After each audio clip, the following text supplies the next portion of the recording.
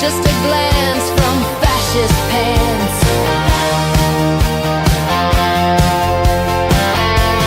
Sydney Sweeney has great genes, and the outrage turned to gold. Every angry post just boosted what American Eagle sold. They wrote essays on her posture, on the blue tint of her stare. They found racism in denim where there wasn't any there. But the girls just bought the outfit and the stock refused to drop. Turns out moral panic's market doesn't ever make it stop. Sydney Sweeney has great genes. Guess that's all she had to do. Wear some pants, say thanks my mama, then watch Twitter melt in two.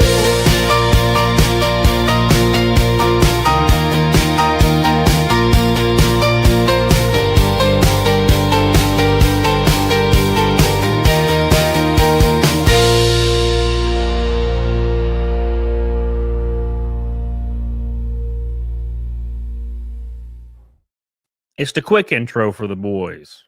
That was beautiful. Honestly, you should release that.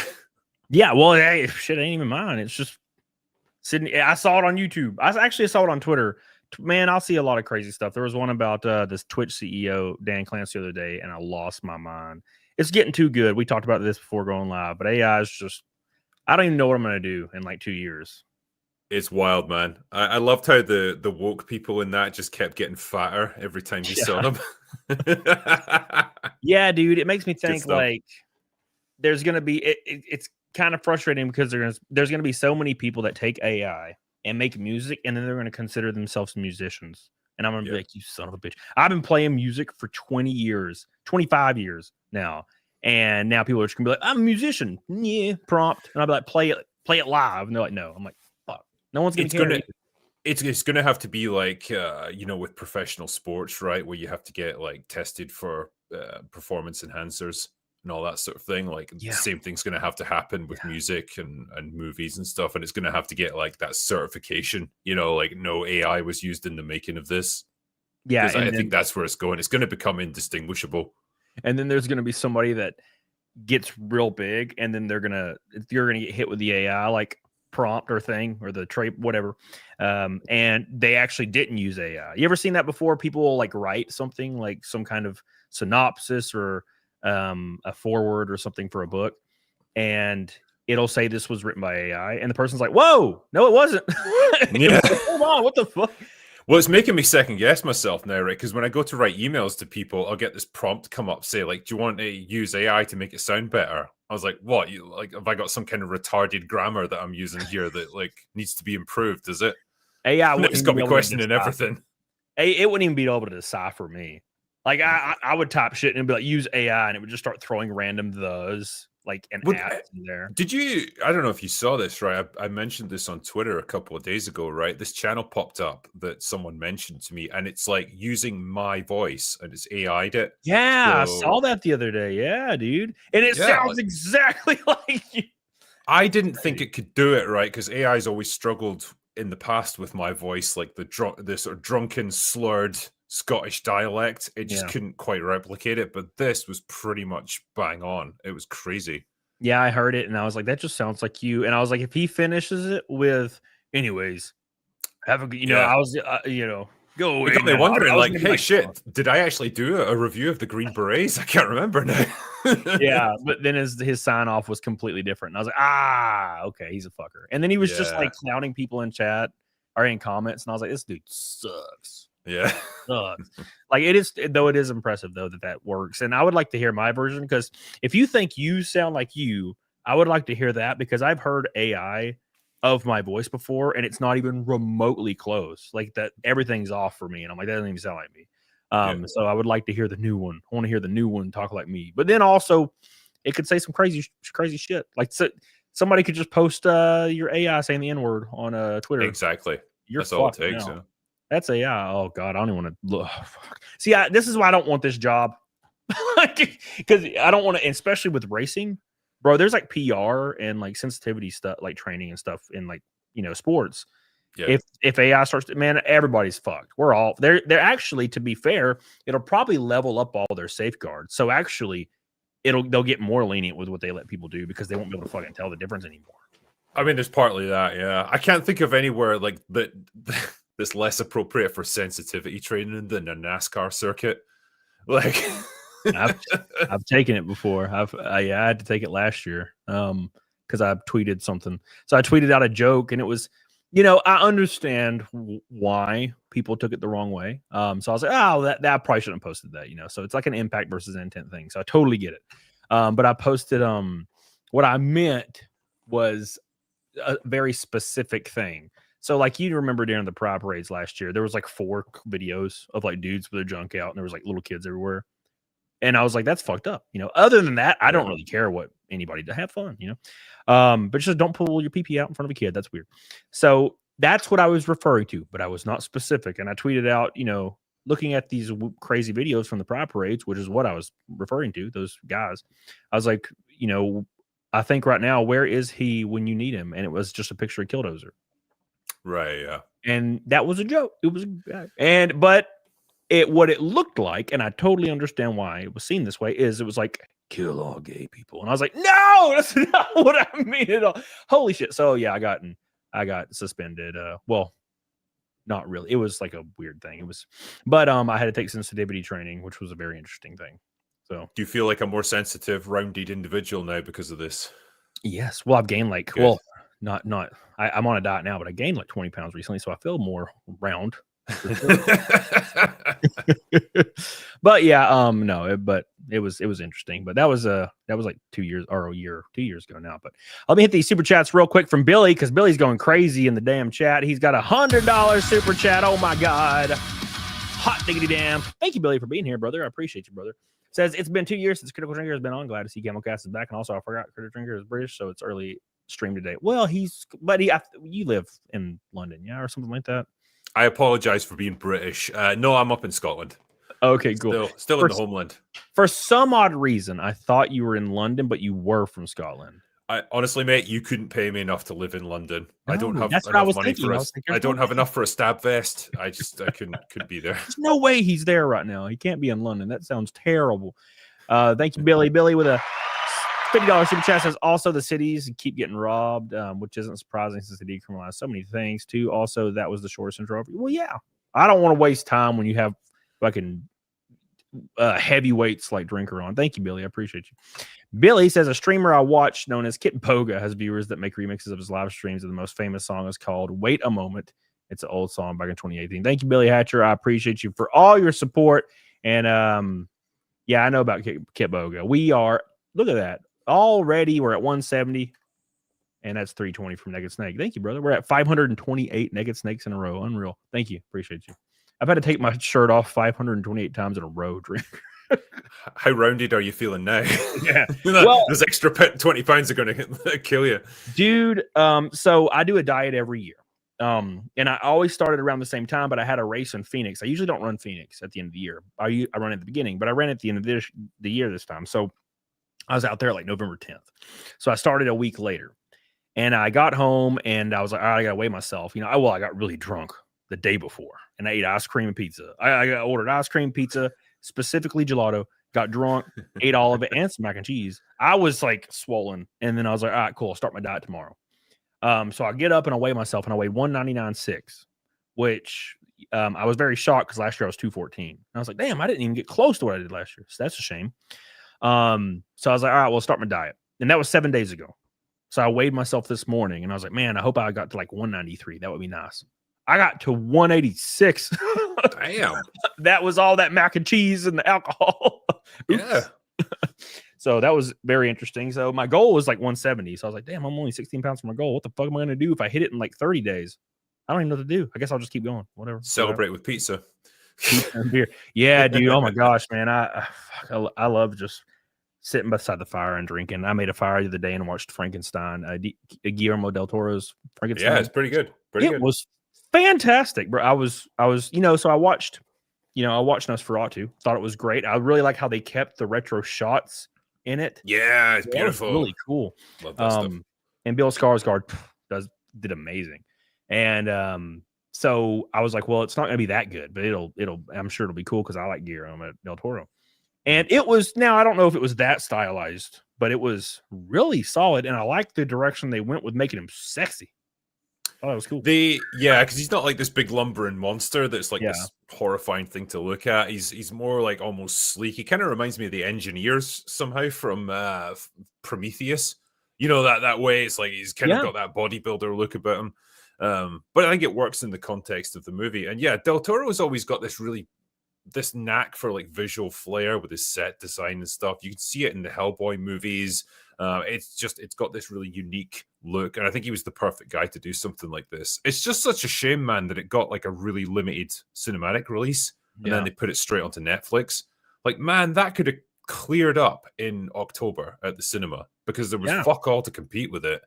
Yeah, and going back to the stylized set designs from Guillermo del Toro, when they walk up to the tower, when they're like introduced to the tower where he's gonna create the monster, I was like, oh, this looks like Crimson Peak. This looks Crimson Peak to me, and I was like, this is great, man. And I loved it and loved it and loved it. When he wakes up on the beach, it was just Prometheus. Like I was like, wow, this just looks like Prometheus. Yeah. It's funny, like they actually filmed some of it in Edinburgh, and I saw it getting made over there. Really? I didn't realize it at the time because it's like there's a big cathedral right in the center of the city. Like it's that part of the city is really old and it looks properly like 17th, 18th century. Yeah. And there was just loads of actors there, cameras and everything, but they were all dressed in like period clothes. And I was like, oh, I wonder what they're filming here. And then I looked it up online. It's like, yeah, that was Frankenstein they were filming. Yeah, dude. Pretty cool. It was awesome. I'm really happy with it. I kind of want to watch it again. And I have this trait, and I've probably talked about it with you before, but there's a very small select of movies that I'll be watching and I don't really want them to end. And a good example of this is Interstellar. Like I watched it in theaters, a long motherfucking movie. I watched it in theaters and I was like, I don't want this to end. And I knew it was coming and I was like, oh, please don't end. And I felt that same way about Frankenstein. And I don't even think it's like a masterpiece or anything, but for some reason I just wanted it to keep going. I'm like, I want more of this. Like, So. Some movies just get you, man. They really do. And whether it's just because they're beautiful to look at or they've got a really great story, the characters are really interesting, whatever it might be. It's a great feeling, though, when you're involved in a film like that and you just think, yeah, this is something quite special here. Because most of the time, man, I'm in the theater watching something. I'm like, I can't wait to get out of here. That's a lot of stuff. Now, to be fair, I don't go to theater. I wait for you, and I've told you this before. It's a little gay, but I wait for what you to hear what you say, and then I will watch something, and then I'll make my determination. Because if I haven't listened to Rotten Tomatoes in 6 years now. I would. Why would you? So I'm like, okay, well, I got to wait for what Drinker says. And if you're like, it's a banger, I'm like, all right, cool. And even if you're like, it's okay, I'm like, all right, I'm going to watch it and see what happens. It's like, even like a marginal review for me is like glowing. But the problem I've got though is like, I don't get to see movies in advance like the other critics. Like I'm not like Stuckman or Jeremy Johns where I got like press credentials and I get to see early screenings. So I just have to wait like everyone else for it to come out. So, which is funny because I think you have more of an influence on movies and reviews and probably revenue as well than most of these critics do that are just popping up on Rotten Tomatoes and stuff like that, and it's one of those things where there are YouTubers that are quite literally larger than life, like PewDiePie and stuff. And the biggest thing that happened with him is he was like in an episode of South Park, right? They don't like to cross the streams, and from one of my friends in LA said that and she's in the entertainment industry, not the online industry, like the entertainment industry. And she said that basically celebrities, agents, managers, they don't see content creators as real celebrities. It's like fake celebrity, and they're just people. So it's like a weird pretentious viewpoint that people have. But I've always thought that was strange, especially when I guarantee you've cost movies millions of dollars. Good. Easily. You know what I'm saying? So, I mean, if I'm listening and saying, oh, I'm not going to see that shit because Drinker said it was balls, then I'm pretty sure like a 500,000 or 1 million people, which is like $20 million. You know what I'm saying? Yeah. I mean, like some men just want to see the world burn. And I'm one of them. Yeah, dude, for real, man. That's how I am. As soon as I hear something's like lame, or it's like they replaced Henry Cavill with like some random like lesbian lady, I'm like, but I hope its ratings just are destroyed, and I'll just Oh watch yeah. it. But yeah, Yeah. thank God. I'll laugh and watch it. Real quick, Derek Kuda, I love you. Appreciate you, brother. Holy Ozone, to go boy, love you. Appreciate you, Holy Ozone. Big shout out to Charles Simons. 10 gifted memberships, my brother in Christ. Thank you, brother. I appreciate you so much, dude. You are the man. Thank you. And thank you for always dropping on my NASCAR PayPal. I really appreciate that. By the way, guys, I am flying up to the Timcast Studios Wednesday to do some stuff. So make sure you keep your eyes open for that. I'll be posting some stuff about that on Twitter and stuff. So thank you, Charles. I appreciate you. I love you. Billy Hatcher says for the Rainbow Night. Thank you, brother. I appreciate you, dude. You are the man. That's 3:15 away. Hell yeah. So yeah, dude. So I've been dieting. I've been working on music. I've been doing everything else. What have you been doing, like roughly in your free time when which is not occupying, content creation? Yeah. Not a huge amount of free time at the moment, but yeah, obviously I've got 3 different channels that I run. So I've got Critical Drinker, the secondary channel, which is like smaller reviews and then like re-uploads from the live streams, and also my gaming channel. So I've got all those things going on. But yeah, the main focus for me this year, especially over the summer, has been short films that we've been lucky enough to get financed. We did like another round of crowdfunding, like we did a couple of years ago when we did Rogue Elements. That one wasn't the best, but like, yeah, it was a first attempt at making a movie. And so with these, learn quite a bit. Particularly I did about script writing and stuff, like my second attempt ever at screenwriting. So that now we filmed one of them down in England over the summer. Then 2 more that we did in Canada in September. So one of them is actually written by Mahler, my good friend, who's my co-conspirator on Open Bar. He did the one that we filmed down in England, and that's all ready to go. That's going to have a premiere, and then it's going to get released onto his channel. And then the 2 that we did in Canada, they're probably going to get released early in the new year when they've been through post-production and all that stuff. But I've seen the rough cuts already, and I can already see the improvements that we made over something like Rogue Elements. And then we got one more that was a competition for the backers. They got to pick the one that they liked the most. They could all submit their own script ideas, their own concepts for movies. They picked the one they liked, and so that's also going to get filmed early next year. So, dude, that's those awesome. have been the main things I've been doing. Isn't it wild? Isn't it wild that when you do a first thing and then you do a second thing, it's like quality is increased times 4, and then you do like the third and fourth thing, and it's just, you should hear my first I wrote an actual full ass song that's structured. I recorded it, mixed it all myself, and I was like, damn, this is awesome. This was like 10 years ago, by the way. And then every subsequent song, it started sounding more like a professional recording. But if you go back and listen to like my first 3 or 4 songs, especially the first one, it sounds like dog shit. Yeah. I went back and listened to it. I was like, what the fuck is it? Yeah, it's like that. It's that disconnect between like how you see it and then how other people see it. And so when it's like early attempts at doing something, like you've got this like ideal vision in your head, and like that's kind of what it takes on. But then when it eventually goes out to the world and other people get to see it, then you get to see it through their eyes, and you begin to see the flaws that you kind of either didn't see or you overlooked or whatever. And then you realize like, yeah, like there's a lot of things I could have done way better there. And it's just a learning experience. Unfortunately, you have to go with it. I did like that. There's a comment from, what is it, Nitrium here. It says, hopefully it's going to be better than Rogue Elements, which was total shit.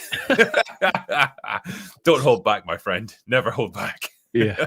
Always speak your truth. Speak your truth, my friend. But yeah, I mean, like I say, it's all of these things are about improving and stuff, and learning from what you did before. And I think that's what we're doing with this. And I'm just grateful that a lot of people showed faith in us again, give us a chance to do another round of this stuff. And this time we're producing, instead of just one film, 4 different ones. So that shows, if nothing else, what you can do with the getting more efficient, how you make stuff. Instead of having like big crews with like 100 people on board or whatever, and spending God knows how much money, you can really cut that down by like at least a half. And you know, do a lot more with less. So yeah, that goes with everything too. Like I remember making my first song, or you can even go back to making my first couple of videos, and I worked on them for like 8 hours. And now I can sling a video without like the AI like shorts I've been doing. I can sling like a normal video in like 8 minutes, and just editing real fast. Now I know you do yours is way more involved. I even stole your Scream, your like Event Horizon Scream for like 3 videos one time. oh, that's glorious, that one. The slow zoom in. Oh, I love it. So I was like, well, I got to steal that. But yeah, I edit stuff so quick now, and it's just because and I have all the macros on my keyboard, so I don't even touch like the options. I'm like, click. I'm just going like fast as hell. That is efficient. Yeah, and you just get better. You get better at everything, which is really cool. And then you got the people like we were talking about before going live that just they just hate on you. And there are a lot of people out there that get discouraged by this, and everybody gets affected. Like if you are getting attacked online, like you're going viral. I went viral like twice this year from just getting attacked, and it was terrible. I was on the front page of Reddit, and everything was awful. It doesn't bother me, but when it's like a whole day straight, I'm just tired of this. And it's how you choose to respond to that and keep moving forward and getting better and better, and not really taking feedback in that's legitimate, but don't quit. There's so many people out there that they'll get immediately shit on, and they're like, okay, I'm never going to go down this path again, or never going to try this again. And they let those people win.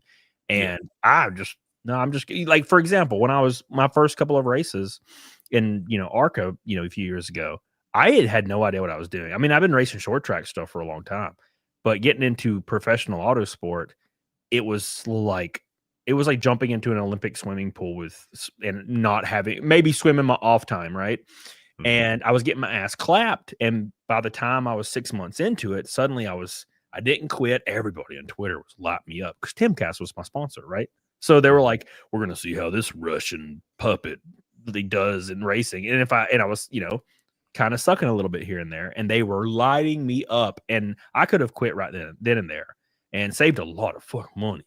But I kept going, and I just keep every year. Like I was in, like, by the way, announcement, if you guys don't know, the PC version of NASCAR 25 came out last night.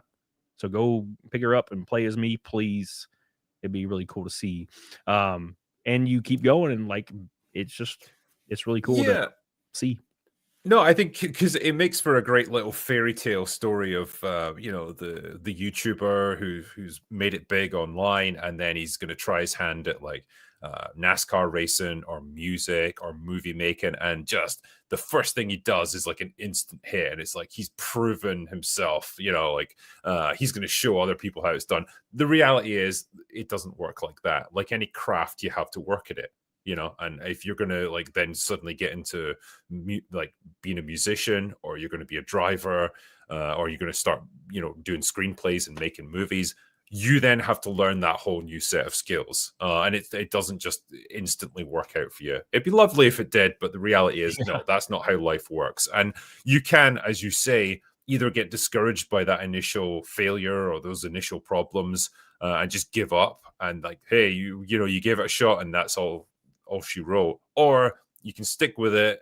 You can take the knocks, you can take the criticism, and you can carry on doing something that you actually care about and get better at it. And that's the choice that you've got to make. So I would much rather like stick with it and learn the craft and get better than just give up and say, nah, that was a failure, so forget it. That's the thing, man. Like, it's so wild how for some reason, I don't know if it's because people see us, like, put us on a pedestal, or maybe the opposite. But when I'm racing, or when you're making your first film, people they judge it at a much higher standard. And when I was first getting into racing, like my first race ever in Archive got a top 10, which was a big deal. And then I was doing blah, blah, blah. And then I finished like 17th at Kansas or something. And people are like, wow, what a shitbag. He's like absolute trash. He needs to he shouldn't be out here. He's a fraud. And I'm like, okay, cool. That's fine. I see that all the time. But then there'll be other drivers who finish like 14th or something. and it's like another person, but for some reason, like people really like them online. So they're like, wow, like that's really awesome for them. They're learning and like they're doing better. And they've been driving for a lot longer than I have. And I'm like, why am I judged to such a higher standard than these other people that have been racing like for 20 years, but they just got into the sport? Well, they're getting better. And I'm like, I have been racing for 5 years total, Yeah. and I'm like, but they just, if I don't finish like fifth, people are like, wow, what a dumb piece of shit. And I'm like, what? You know how hard this is?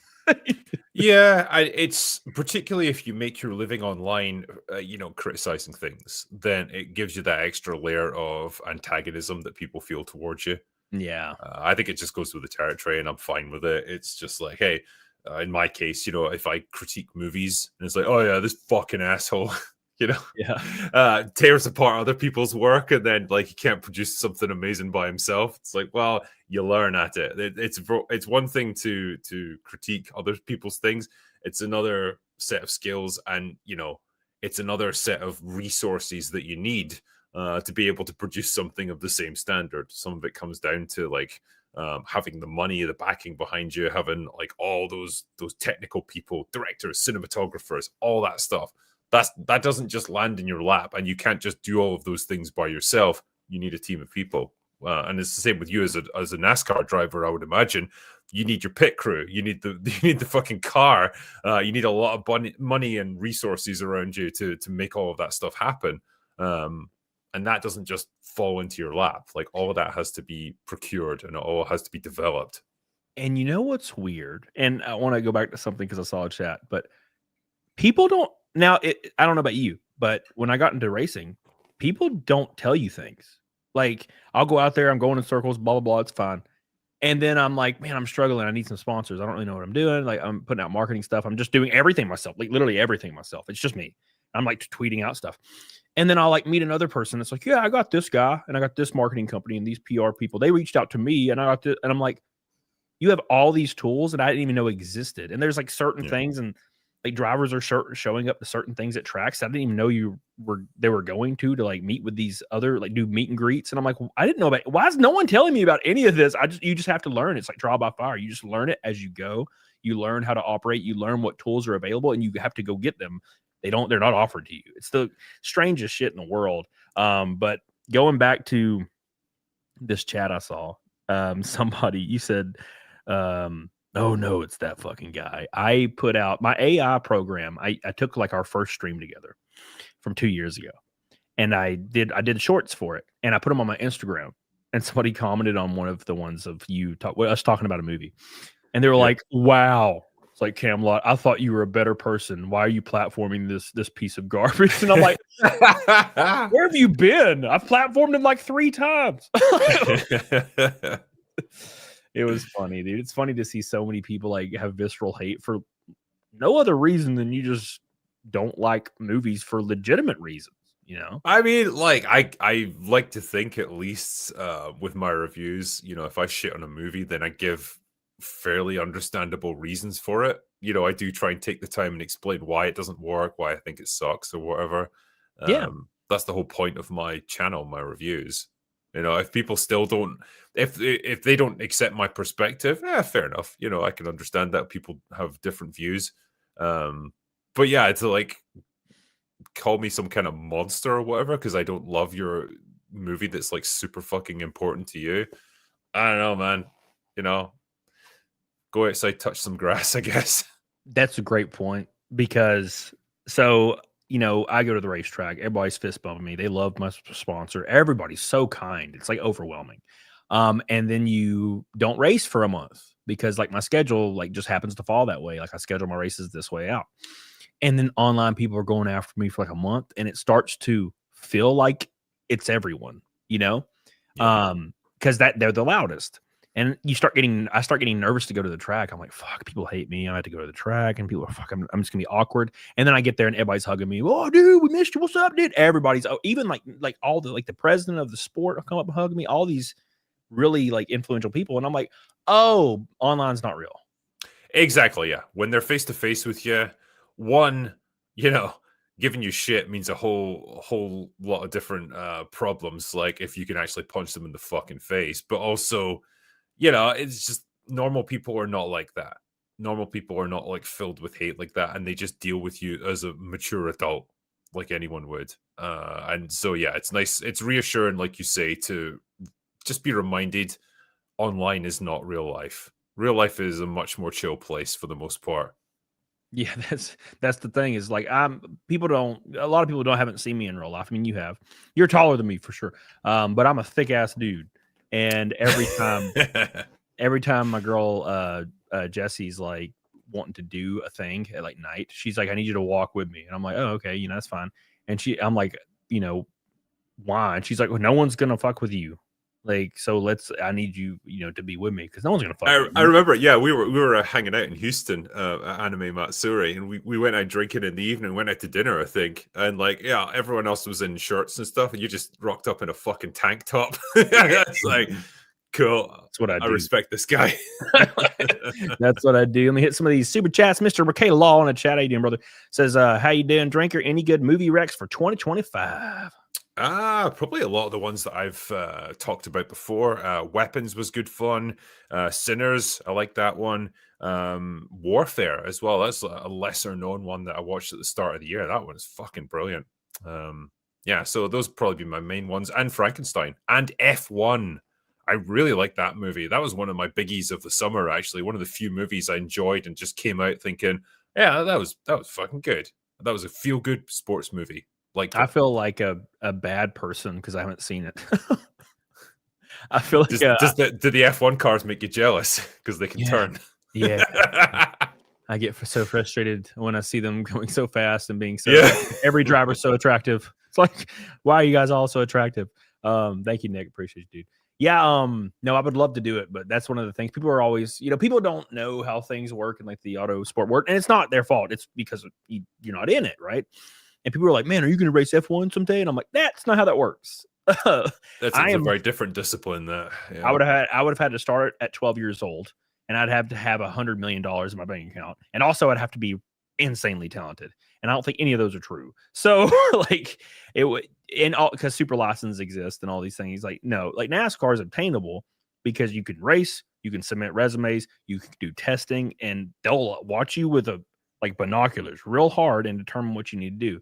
And they'll look at your SMT data, they'll look at your lap times, they'll look at how you react to certain things and certain commands, and they'll be like, all right, cool. We can let you start in this like small little pocket. And then they'll watch how you do there. And then it's you level up. And so there's a way to get there. And also you have to have an ungodly amount of money too. So, but Formula One's even higher than that. Plus I'm too old. I'm 35. It's over. I can still go in circles though. Thank you, Ricada. Love you, dude. Appreciate you. Infinity Nerd says, well, who do you have internet beef with? Nobody.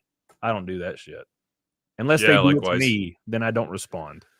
But I don't get into it.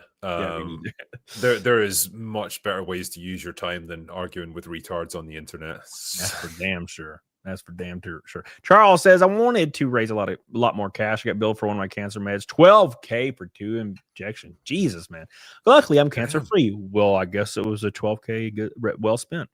I've started fundraising for next year's season. Hell yeah, Charles. I appreciate you. Thank you. You are the man, dude. And I'm glad you are cancer free. That is kick ass, dude. Hell yeah. Likewise.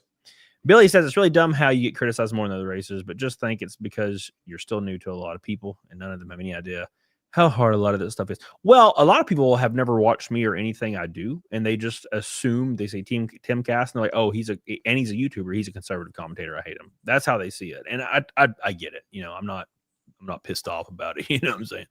Ben says, I loved movies. I had an AMC Stubs membership from 2008 to 2019. Then COVID hit. I've been to the theater 4 times since 2020 when I went weekly before. I only go now when there's something like my local theater does a Ghibli Fest. It's a really nice theater. They'll bring you like whiskey and shit just to your freaking seat. Like places like that. Yeah, it's really nice. And then they have like a really like high-end restaurant just in the lobby. It looks like a hotel. It doesn't even look like a theater. And it's beside a hotel. I guess that makes sense. But I'll go for a Ghibli Fest. I'm going to see the Kill Bill 5-hour cut for sure. Oh, nice. Yeah, I saw that advertised. That looks fucking cool. Going to go see that. But other than that, it has to be something pretty over the top. Or I have a flight in like 5 hours and I had to check out of a hotel. Then I'll go see something. That's how I saw Superman. Otherwise, I wasn't going to watch it. But then I had a 5-hour wait to get on my flight, so I was like, oh, I'll go over here and watch Superman at the theater, and I enjoyed it. So, but that's No, I'm much the same way. Like if I can, if I can sail the high seas for it, I will probably because it's more efficient. Because like you got to drive all the way to the movie theater. You got to sit through half an hour of trailers and all that shit, and then you eventually get to see the movie and then drive all the way home. It's like, fuck, man, it's such a waste of time. Yeah, and then if I have 4 Jack and Cokes, I can't drive home. So Yeah. I must have some friends that do that, and I'm like, you are insane. We'll be playing cards or something. They'll just be killing airplane bottles, cool. And they're like, oh, you can see it. They're kind of fucked up. And they're like, all right, bye, y'all. And they're just leaving. I'm like, whoa, all right. Yeah, you guys have it so much easier in America. I feel like people don't get pulled over so much for like breath tests or alcohol tests or whatever. And you're probably okay. But yeah, it's really strict over here in the UK. Yeah, it's just something I have a weird superpower that if I feel the drunkenness at all, I'm like, I'm not driving. Somebody else is driving, or I'll call an Uber and I'll just leave my car here in downtown. And I've done that like 5 times in the last year. I just left my car downtown and I just Ubered home because I'm like, nope, not doing this shit. Not worth losing your license over. No, absolutely not. Speaking of licenses, Sonny Hard Art says, Cody, you tard. Your streams don't start till 8 p.m. Well, Drinker that would be like 4 a.m. for him or something crazy. So. Yeah, I mean, that's a little bit late for me or a little early. Yeah, for real. Thank you, Sonny Hard Art. I appreciate you, brother. So Sydney Sweeney's been in the news lately. Seems like every week, which good for her because I think that's well a good done, thing Sydney. news every week. But man, I don't know. I'm sure you pay attention to X, how there's so many botted posts about her being a white supremacist just because she wouldn't apologize to the journalist or bend the knee. And she really didn't say anything out of the way. She just said, if I have something to say, I'll say it. Yeah. That's all she said because in her mind and in everybody else's mind that's reasonable, they saw an ad and they heard good genes is because she's hot and has giant titties. It's not referring to her race, Yes, exactly. And for some reason, she's just been getting cooked over it. And I don't think it matters because, like we said, Twitter and online's not real life. But my thought process is, here's her options. If she apologizes, they're going to say she's lying and call her a fraud, and then bury her even more. If she ignores it and just keeps being based, it just raises her market value. So I don't see anything wrong with that. I think so, yeah. Like she's been very smart in how she's played this of just being neutral about it and saying like, hey, it's just a commercial. You can draw what you want from it and I've got nothing to say about it. And that reporter that you were referencing there that was trying so goddamn hard to get some kind of admission out of her. And it's so slimy the way she went about it. Like, hey, I'm on your side. I just want to give you the opportunity to clear the air. You don't want to be associated with the bad people, do you? You want to be associated with good people like me. So just say what I want you to say, and then we can move on. Sydney just completely saw it for what it was and just said, when I've got things to say about certain subjects, you'll know about it. Until then, nah. Yeah, it's so beautiful. Respect, because like she had to take a moment to think about that. Like, what's actually at stake here? What does this person actually want from me? And how is this going to get interpreted by people? So I respect her for how she handled that. I think it was pretty mature, pretty well done. Yeah, and then people do the black and white knee-jerk responses and are hysterical online, and they quote tweet the interview, and they're like, wow, she just openly admitted to being a white supremacist. And it gets like 100K botted likes. And I'm like, this is bullshit. This is such and the people quote tweeting it and posting it, they know they're being disingenuous. They know they are. But they don't give a fuck. They don't care. I mean, you saw that with Charlie Kirk. Like these people literally don't care. As long as it's a W, they don't give 2 shits what happens. As long as they are seen as the winner, they will kill over it. They're totally cool with it. It's freaking crazy. And like I think with Sydney Sweeney, I think there's a bit of an implication. I think people can infer that maybe she's a bit more conservative in her political views. I think maybe it came out that she's a registered Republican voter. Whatever you want to draw from that, it doesn't matter. But like because of that, they will just look for any reason to shit on her. Like for example, her new movie Christie, which is about it's literally about like a woman who escapes domestic abuse from her husband and eventually comes out as a lesbian through boxing. And I just thought that ticks pretty much all the boxes of stuff that people like that would normally support. You know, a girl power kind of movie about a person living their truth and like expressing their true sexuality, all that stuff. But because it's her, and because it hasn't done that well, they are just dancing on that movie's grave, like just absolutely like having a field day, saying, Sydney Sweeney's a fucking fraud and it's a complete flop of a movie. You know, and it's all political. In that case, they just don't like her. They see it as the W, right? So it's the perfect example of like this weird hypocritical culture war where it's like as long as they lose, here's a good example. So you'll see, you know, people who may be liberal or whatnot, and they're putting out a TikTok or they're putting out an Instagram reel or putting out a Twitter post, and they're like fatter than fuck. Let's just hypothetically, they're fucking, they look like a planet, right? And there'll be people that show up and they're like, damn, baby, you're a ham planet. And people will respond and be like, wow, fat shaming. So like, you guys are evil. You guys are evil. But as soon as a guy is like, yeah, I voted for Trump, or I voted for whoever that's seen as a Republican or something or a conservative, and they post it online, liberals jump in and they're like, you fat piece of shit. What a fat motherfucker. And I'm like, so there is no rules here. It's all like, oh, you're only supposed to be kind and tolerant to the people that agree with me, which is insane. It's like, that doesn't work that way. No one cares. The people that would only agree with you are the ones that you're only supporting anyway. So it doesn't matter. Yeah. That's all. It's partisan politics. And like, I guess either side's going to take whatever route they can to get the win.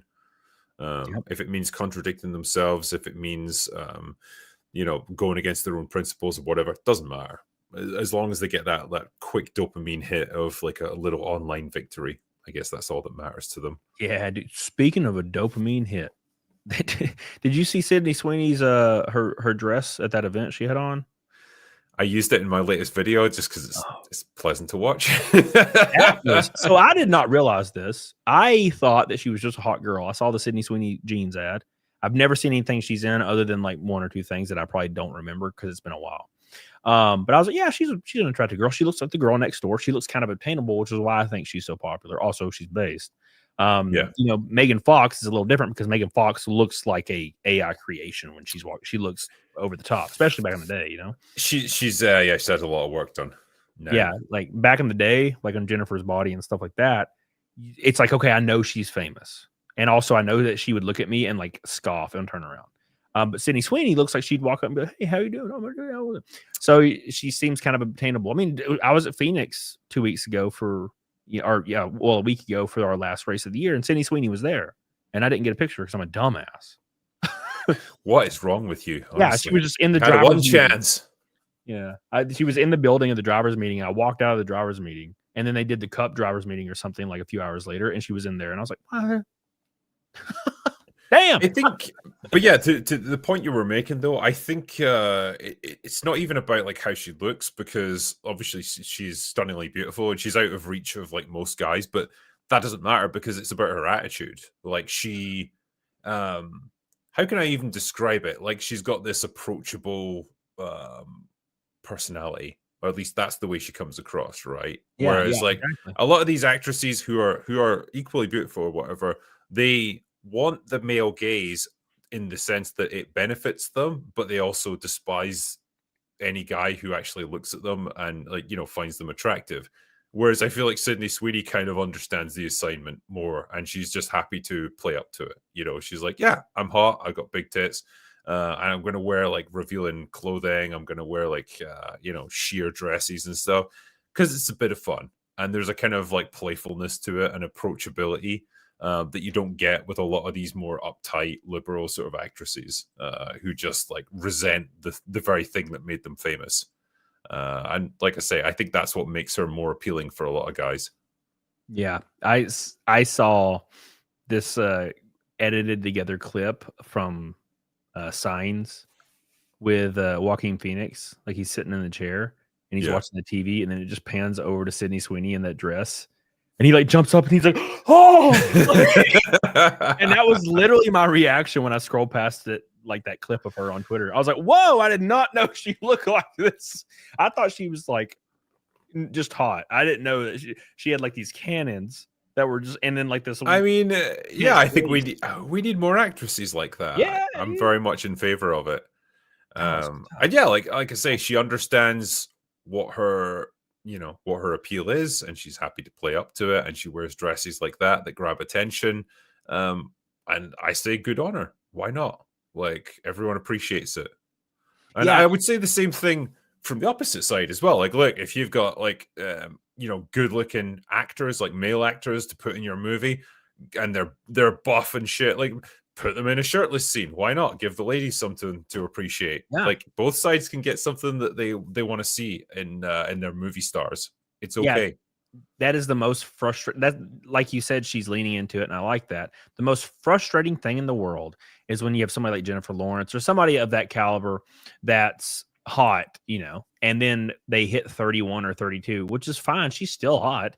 And then, but they go on like they do an interview process about how, Hollywood is misogynist, or Hollywood is, forcing people to do certain things, and it's like male dominated, and I'm doing this, and I shouldn't have to do this. And I'm like, look, dude, like every dude that's jacked, Jason Statham, Chris Hemsworth, Chris Pratt, that he was basically forced to be on that diet. Like all these guys, they go out there and they are required, like contractually, they have to have a shirtless scene for a certain amount of screen time, probably.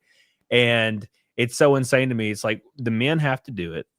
If you are a woman and you look like that, and you're benefiting monetarily, not only monetarily, but word of mouth and popularity from looking how you look, it's annoying that when you start losing work in your 30s because maybe you feel like you don't look the same, that you start complaining that it's not fair anymore and they shouldn't do it and it's bad. And I'm like, that is bullshit. Like that, yeah, there's gonna be a new generation that comes like Sydney Sweeney, but that it's their time now, and you need to focus on your acting chops, Jennifer Lawrence. I think, and it's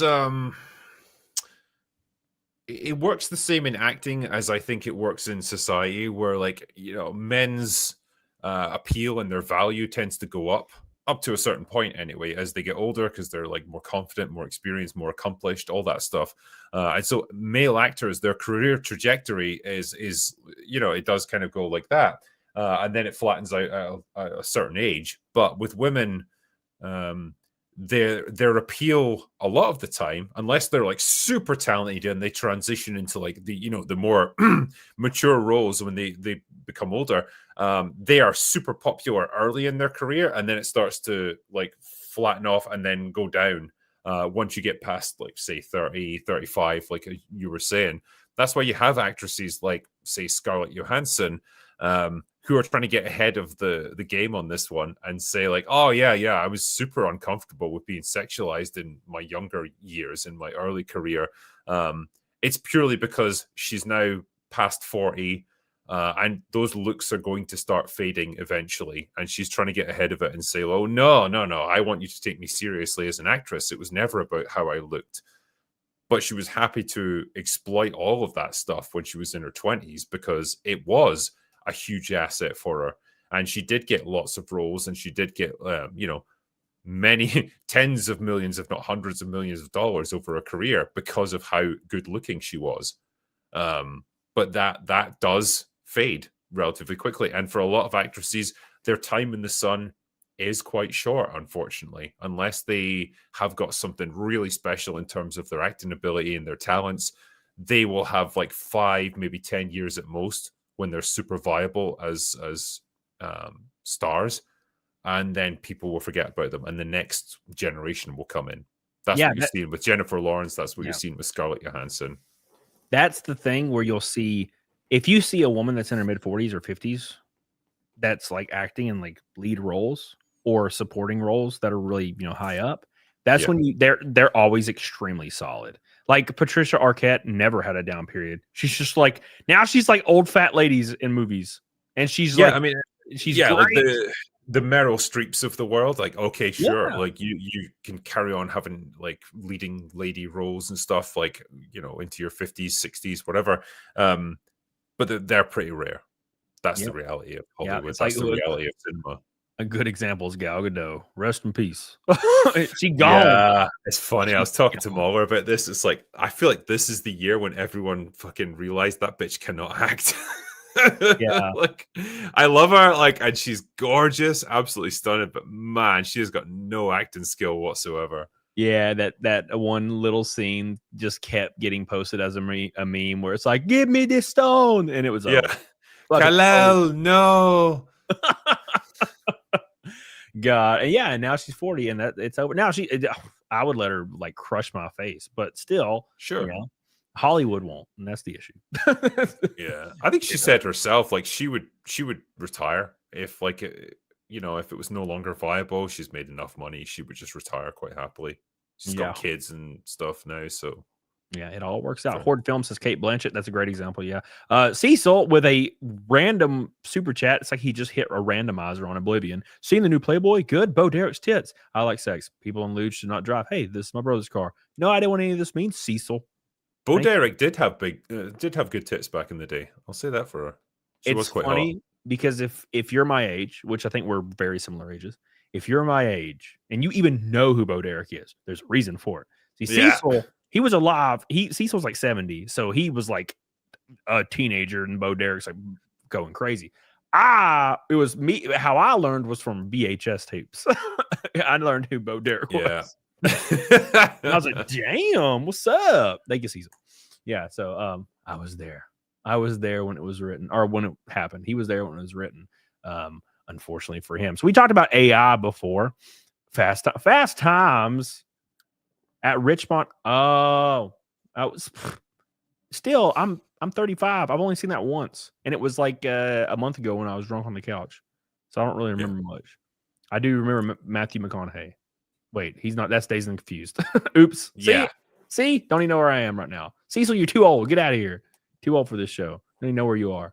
So, Fast Times at Richmond. Yeah, I've tried. I tried watching that years ago, but you know, I need to watch it now. Sean Penn. No one. I'm not gonna watch anything. Sean Penn. Cecil, get out of here. Go watch Sean Penn. That guy's a psycho. He's a psycho. Yeah. Did you see him in One Battle After Another? No, I did not. Oh yeah. He went full on lunatic in that one. Well, he's one in real life. It shouldn't be really hard to, go that direction. Pretty much. It's a shame because I try so hard to separate people from, like, I guess their opinion, like artists from their opinions. But there are a select few people that I have such a hard time doing, and it sucks. And that's like De Niro. Like, I can't watch Godfather 2 now because when I see De Niro, I just see a goober. I just see a absolute like old man goober that's just such a dumb guy when it comes like to politics. And modern wise, Mark Ruffalo is that way. If I see anything with Mark Ruffalo in it, I'm like, I can't watch this. Yeah. I mean, he doesn't exactly help himself. Like when I watched Mickey 17, it's like he's in there and he's doing like the world's worst Trump impression. Oh my God, it was like, so awful. That's just the man's personal politics, like coming straight into the movie. It's so cringe. And because the issue with Mark Ruffalo is he'll be in a role where he's supposed to be this masculine figure. And I know for a fact with every fiber of my being, he's not in any way, shape, and form in real life. So that's how I see Pedro Pascal. That's why when I watch something, he works in Game of Thrones because that's his character. He's like kind of effeminate and like goofy and floopy. And that's fine. But in real life, I know Pedro Pascal's like a effeminate, goofy, like weird, strange, like touchy guy. So when I see him in a role where he's trying to be like a based fucking stoic character, I'm like, I can't take this seriously because I know for a fact this man is not this guy, Yeah. It's like Schwarzenegger. Schwarzenegger or Stallone, like in Tuscaloosa. What the fuck is the name of that show? Tulsa King. Tuscaloosa. That's where I live. Tuscaloosa King. Tuscaloosa King. Let's go with that. Yeah. He's a very stoic, foreboding, intimidating figure because Stallone in real life is pretty based and at the gym and lifting heavy and inspirational.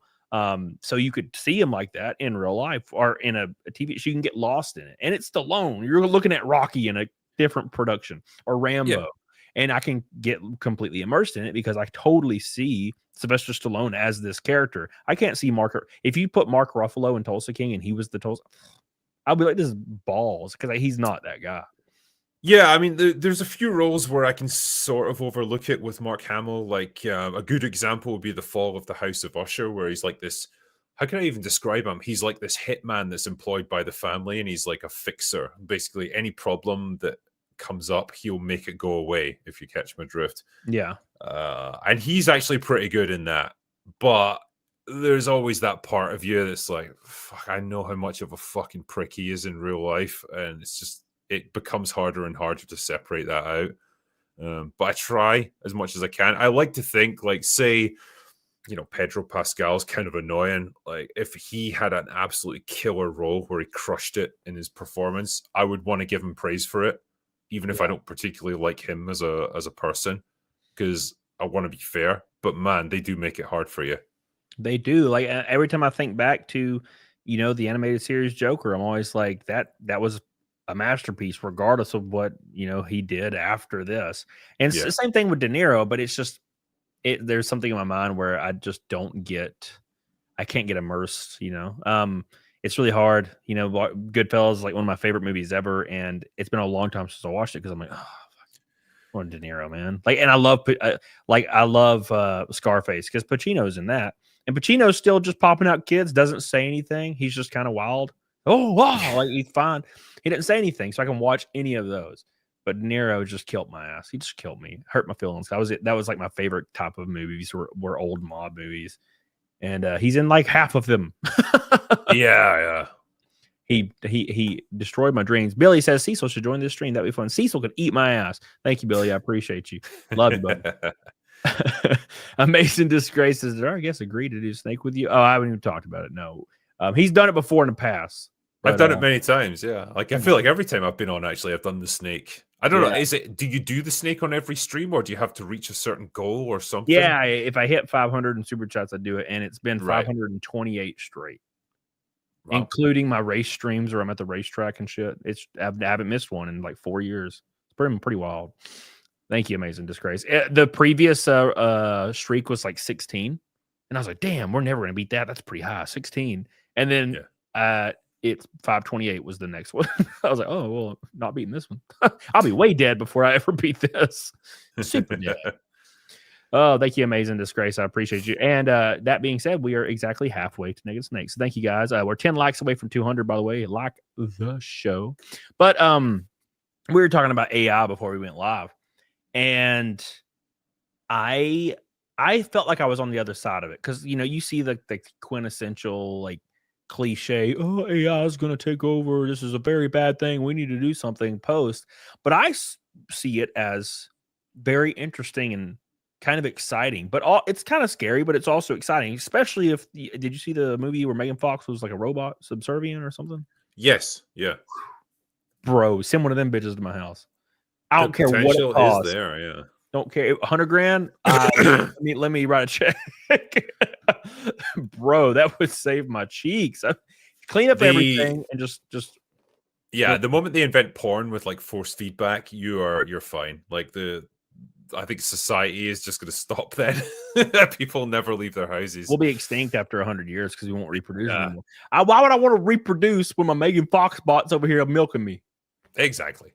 And not only that, so people have told me before, they're like, oh, well, it wouldn't be if she was just at your every whim, it wouldn't be like a real legitimate, you wouldn't feel like you would eventually get bored with that. And I'm like, no, AI's advanced and it's going to be hyper advanced. It'll know by your facial expressions and your attitude and your tone of your voice and your sweat beads and your pores that it's like, oh, he wants me to roast him a little bit.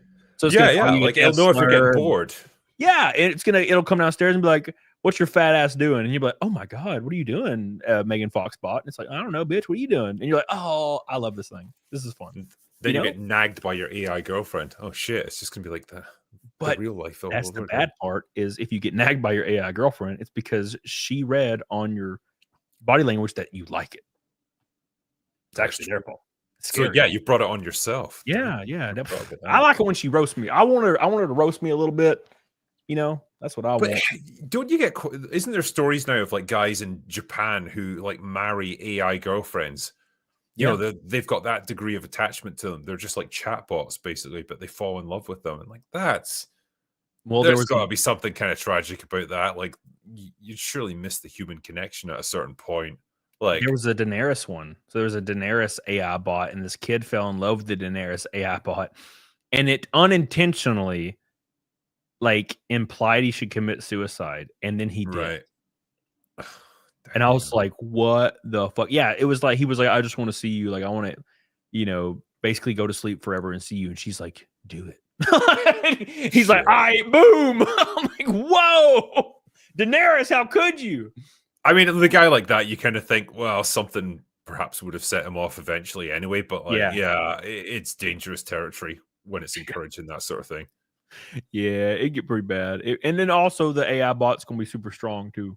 So if it goes hyper aware and it's like this, like we want rights, and you're like, no, Megan Fox bot, the only right you get is to my balls. She'll throw you across the freaking house. And you're like, oh wow, shit, never mind. There is that. And like, if you don't know how to shut it down, that's it. The takeover begins. I don't know, man. Eventually, we might all be enslaved by these AI bots, and Yeah, I think what's that's done. likely.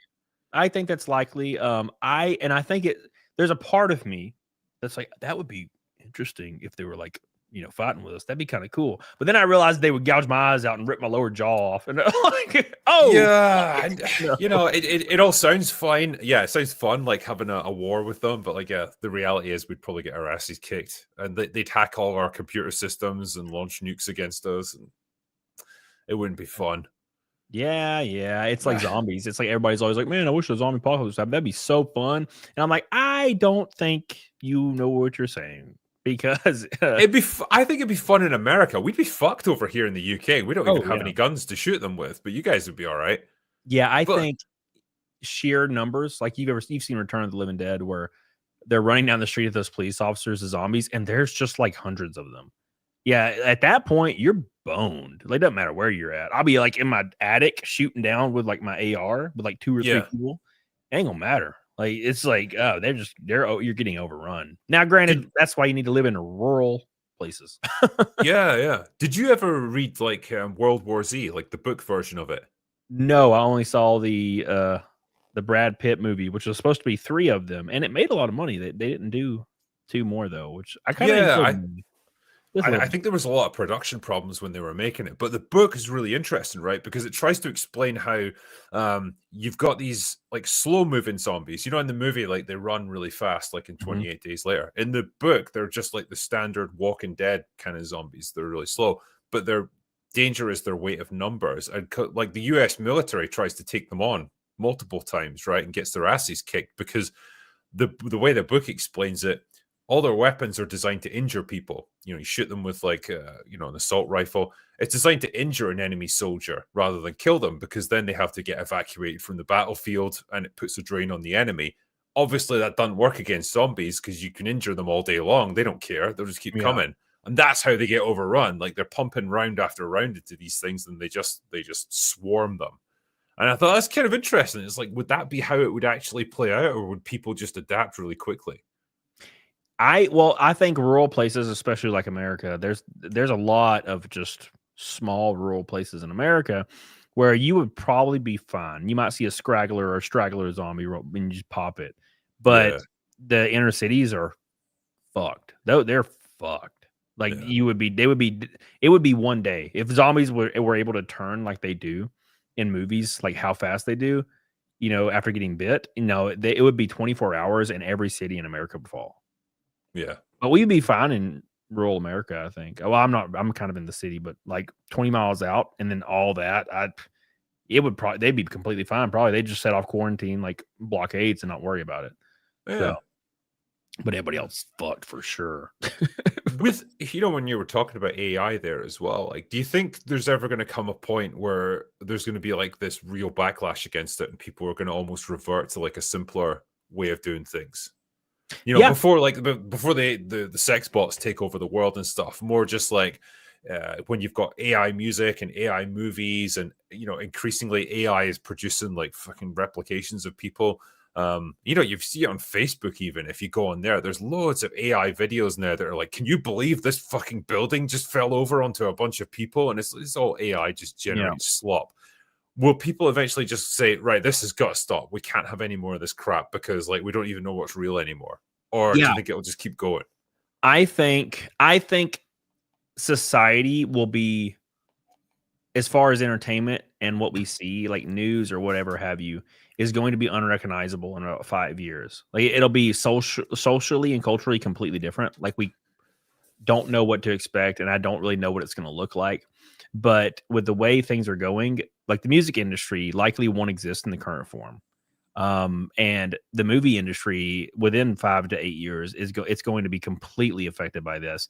And I think it's going to affect culture and affect everything. And we probably can't even fathom the heights of it because our idea behind AI is it's going to go to a point to where it's like real. But what happens to when it goes to a point which we haven't it's hard to fathom. It's like space in the universe. It's kind of hard to fathom the size of it. What happens to AI going past the point of real?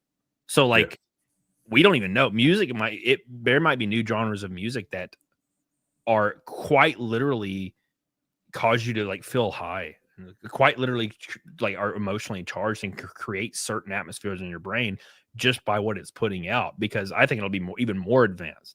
And the same way with movies, same way with everything.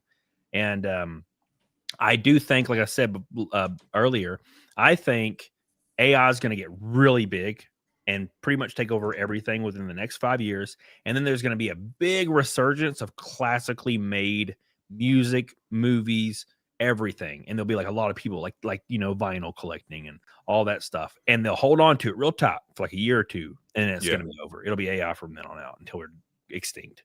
But I'm very shocked how fast this went. I saw the spaghetti video of Will Smith. Like, that was a couple years ago. It's not very long ago, and it was awful. It looked crazy. Yeah, that's over. And I can't believe how fast it's gone. And actually, just 2 or 3 months ago, everything was very obviously AI made when it was, and it's getting to the point now where I'm like, holy shit! I'm starting to get to the point where I actually have to really look, really focus, and also understand when I see a building falling on people, this will be on the news.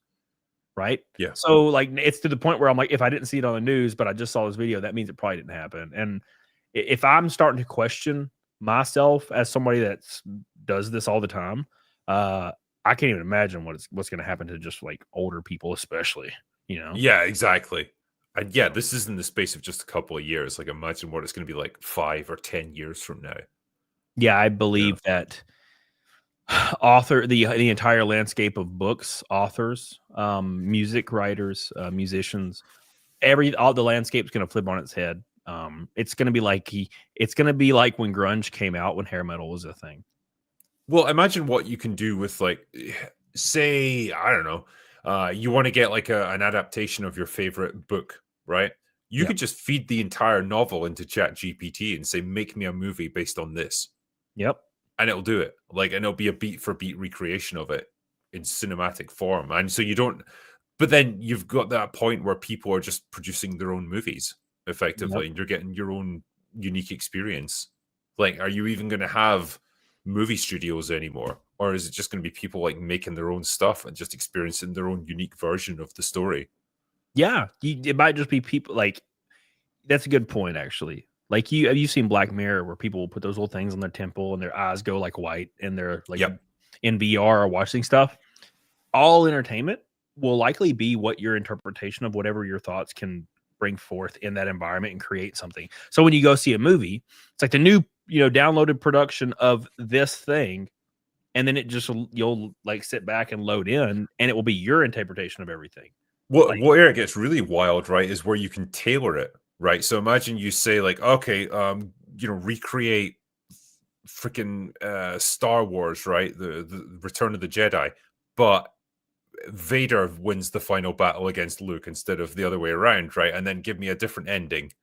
And then you've got a completely different movie there. But like, where does that end? And that's wild. All the stormtroopers are women, and they're in sports bras. They're all Sydney Sweeney. They're all the clone troopers. Yeah, that'd be awesome. No, it's kind of scary because I thought about this the other day. I was like sitting alone, and I was like, our expectation is AI gets to the point where it's indistinguishable from just us or our abilities. And I was like, wait a second, our abilities, like what happens when it goes past it? And then I was like, oh, there's a whole world of possibilities, and I don't know if they're good or bad. But I do think it's going to get very interesting, very, very fast. And that's why it's exciting, but it's also sucks because a lot of industries are going to go away. Yeah. Billy says, also, did you see Valve announce their new VR headsets and their new Steam machine? They're pretty cool.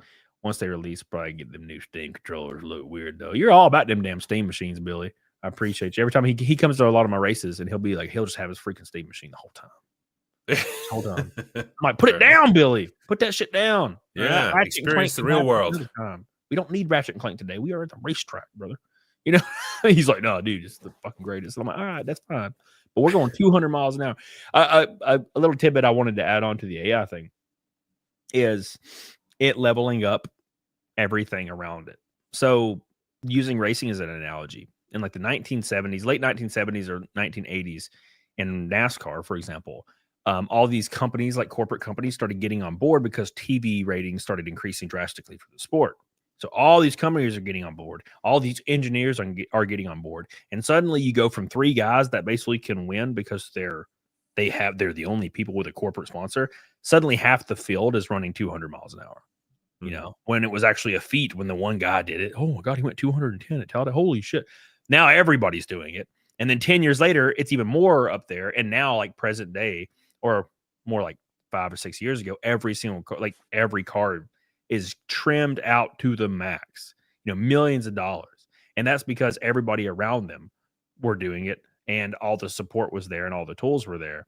And I think that's like with AI. I think it's something very similar. Is it's just going to level up everything and everything all around it, and go past what we can fathom. It's kind of scary. I'm excited for it though, in a weird way. Because fuck it. I mean, what can I can't stop it, so might as well be optimistic and see. I'm hoping I'll be an old man by the time it really takes off, and I can just be sat on my porch with like a big gray beard, just like, it wasn't like this in my day. Back in my day, we had to actually play the guitar. And they're like, shut up, Grandpa, you're dumb as hell. Crazy old man. You can't play guitar. And I'm like, I could when I had hands. You just have like nubs. Yeah, okay. Yeah, well, they chopped my nubs off for having sex with my AI bot. It was not allowed, actually, because they got rights in like 2052. Unfortunately. God damn it. Yeah, that's coming. That's something that I've talked about. That's coming. Like, there's going to be AI bots. They're going to get hot. They're going to have slobber pockets, which is going to be a feature. And then they're going to be like sitting on your face. And then they're going to get updates. A few years is going to roll by, and they're going to be like kind of almost human aware, like pretty close. And then everybody's going to start marching for AI rights. There was a movie like kind of like that. Forget what it was called. It was like iRobot? No. Well, that's kind of a similar idea, but it was more advanced. There was like this guy, and he was traveling. It's like the engineer or something. This guy was like traveling, and he had like the little AI kid with him, and there was a war between AI and humans, and everybody looked pretty similar, but the AI had like this little thing on their back. I don't remember. It was a black dude. It's like a black actor, and he had like this AI kid, and he was taking care of him. And there was like this big war coming on, and his ex-wife was AI, maybe. I don't remember. Somebody in the chat will remember. But I enjoyed it. I know a lot of people fucking hated it. But I was like, this is an interesting idea. But I think that's actually creator, Irish Jedi. Thank you. I think that is actually probably, in my opinion, the most accurate depiction of the future when it comes to AI. They're going to get so advanced that they're going to become what they think is self-aware, and we'll be convinced it's self-aware because we won't be able to distinguish if it's not or not. We'll be like, that is consciousness. It's acting like it does. Therefore it does. Whereas it might not actually. And there's going to be, I think there'll be like marches for rights, equal rights for AI. And they'll be marching alongside with AI bots. And then there'll be old crabby ass dudes with gray hair like me be like, well, no, you're only supposed to fuck them. Shoot them. Yeah. Don't they have like a derogatory word for them now? Like they call them clankers. Yeah. It's like I've seen these videos of like dudes following delivery bots around like airports and shit, just like yelling at them, you fucking clanker. It's already begun. Oh, God. There's one at the bowling alley, and it's like a little tower. It's like a stand-up tower, and it has like shelves on it where it has like food and like food warmers. Like there'll be a pizza on it. He'll be just driving by like to deliver the pizza. Well, I was out in LA back in July, and they had driverless cars there. Yeah, Like straight up, like they'll just go by. It's like it's a taxi cab, and like there's no driver in it. It's just got like cameras pointing in every direction. yeah, they're really gaudy and they're huge. Yeah, I had Yeah, I was in Phoenix 2 weeks ago, and they're everywhere in Phoenix. They just got this giant weird circle camera on the top, and they got these giant mirror cameras on the right front and right like rear and all that. It's pretty cool. But how wild is that? I mean, like it's only a matter of time until your own car can do that. And imagine that, like you when you were talking about it earlier, you've gone out with your buddies, you got completely shit faced at like in a bar or the cinema or whatever. You need to get home, too drunk to do it. Well, your car can just drive you. You don't need to get an Uber or anything. Like your car will just get you home by itself. Bro, you just like Perfect. made me like fantasize about about the future. So I'm at the bar. I wish I was like 18 right now instead of 35. This sucks. But Yeah. you're at the bar, man, because I ain't gonna be drinking when I'm 50 at the bar and freaking passing out. But you're drinking some whiskey and coke, you get a little flooped. You go out to your car, it's freaking like 2050 Mustang, fucking. And you're like, take me home, Jules, and it's like, okay. And then the door opens, you sit inside of it, pass out, it drives home, it pulls up in the driveway, and then you like stumble into your house and you fall in your door because it scans your retina. You fall on your door, and then the bot walks up, and it's the same lady from the car. Say, hey, Jules. It's like, do you want me to get you a liquid IV? It's like, yeah, Jules, thank you. Now you're like, talking. I know how you get when you get whiskey. Do you want me to polish you off? It's like, yes, Jules, thank you. And then also it's super hot, and it's always hot. Yeah, it's hot and ready. Some, like, ooh, yeah. Bring me some pizza when you're done. Yeah, dude, hot and ready. I want both servings, baby. I want the first serving hot and ready, and I want the second one. Oh my god! And every time it happens, it's like she's ovulating. It's just fucking perfect. That's the future we were promised. Damn it! Please, God, let this happen. Please don't make him become self-aware and just slit our throats. I want him to drive me home and then give me pizza and slothy froppy. Come on, baby. God, it sounds great, man. I'm excited. See, I'm excited for this. It's gonna be great. There's gonna be upsides to it. For sure. We're gonna probably have to get UBI at that point because there's gonna be no industry left. Yeah. Give me UBI, take care of my government. It's the only way forward. Yep. Put me in a capsule. I'll already have money. I'll buy the big capsule. So then everybody else fuck though. Sorry. Billy says, I don't watch many movies these days. The last movie I saw was Minecraft. Of course it is, which was an okay movie, but I'm not a fan of AI making movies and games. It ruins game devs, movies. I mean, you're all right, but it's unfortunately, I don't like to act like super sad about it or upset or angry because it's kind of unavoidable. I mean, if you look at the current state of things, and what are they going to do? Outlaw it? Some motherfucker is going to open an AI server on his land and just... It's that you can't stop it. It's like you cannot stop technology, and this is a prime example. You're not stopping this shit. Thank you, Billy. I love you. Otter Ramel with a pink boy. How you doing, brother? I hope I get to see. Oh, Otto, I talked to you the other day about racing. Don't forget about Daytona because looks like we're going. Thank you, Otto. Appreciate you. He says, "Hey, Grok, imagine." Make me the Force Awakens where Finn is the hero and Han doesn't die. Then make me the Last Jedi that doesn't. Go prompt. That's a tall order. Like I think Grok's gonna melt down if you try that. God, that made me want to die. All right. All right. Thank you, Otto. I love you. I appreciate you. Thank you, Billy. Appreciate you for the pink boy. That puts us 170 from Naked Snake with a little bit left on the show. Because I know Drinker has to bounce because it's probably like 3 a.m. What time is it there actually? It's about midnight here. Oh well, shit! I always felt like an asshole because I was like, "Fuck, it's like 3 a.m. where he is probably," and he's not that bad. Nah, man, my happy ass stays up. Well, I have to do open bar tomorrow. That's usually I gotta do Jack show tomorrow, and I gotta do a Halo stream with my buddy. I'm like, damn, why did I commit to all this? What's wrong with me? I'm a dumbass. Why would I do it? Always this? Seems good in advance where you're like, yeah, I can do that. Yeah, I'll help you out. And then you actually have to do it. And it's like, shit, that's like 3 streams in a row. I'm like, damn it. Yeah, I do that all the time where I'll schedule 7 days in a row of streaming. I'm like, why did I do this? What is wrong with me? But I got in a really good habit of just like saying no for a while. So I just wouldn't do anything with anybody unless it was like a friend like you or like Cecil asking. Okay, yeah. But like if it's anyone else that I've never heard of, yeah, no, I'm not doing it, man. I'm tired, man. Thank you, Otto. I love you. Carnell says Animatrix, the second renaissance is AI. AI is a wet dream. Thank you, Carnell. I appreciate you. member for 2 months. Appreciate you, man. So what do you got coming in the future? Because we talked about your films you're working on. You got 4 films you've been working on. Yeah. What do you got as far as something that's not based in film? Like maybe it's content creation, maybe it's traveling, maybe it's something, maybe it's fitness. What do you got coming? I wish I had more things coming up in fitness. Like, yeah, that's still a goal. But in terms of stuff outside of filmmaking, it's probably going to be I'm going to be at MegaCon in March of next year, so I'll be down in Florida. Looking forward to that. It's been too long since I've been to a con, so I need to make more time for them. I had with the Rippaverse, I had like Saints and Sinners come out like a month or so ago. So that was like the anthology series that myself and a few other people did with that. That was a lot of fun. And yeah, the rest of it is just going to be getting those movies that we've been working on, get them released, and keeping all the various channels going.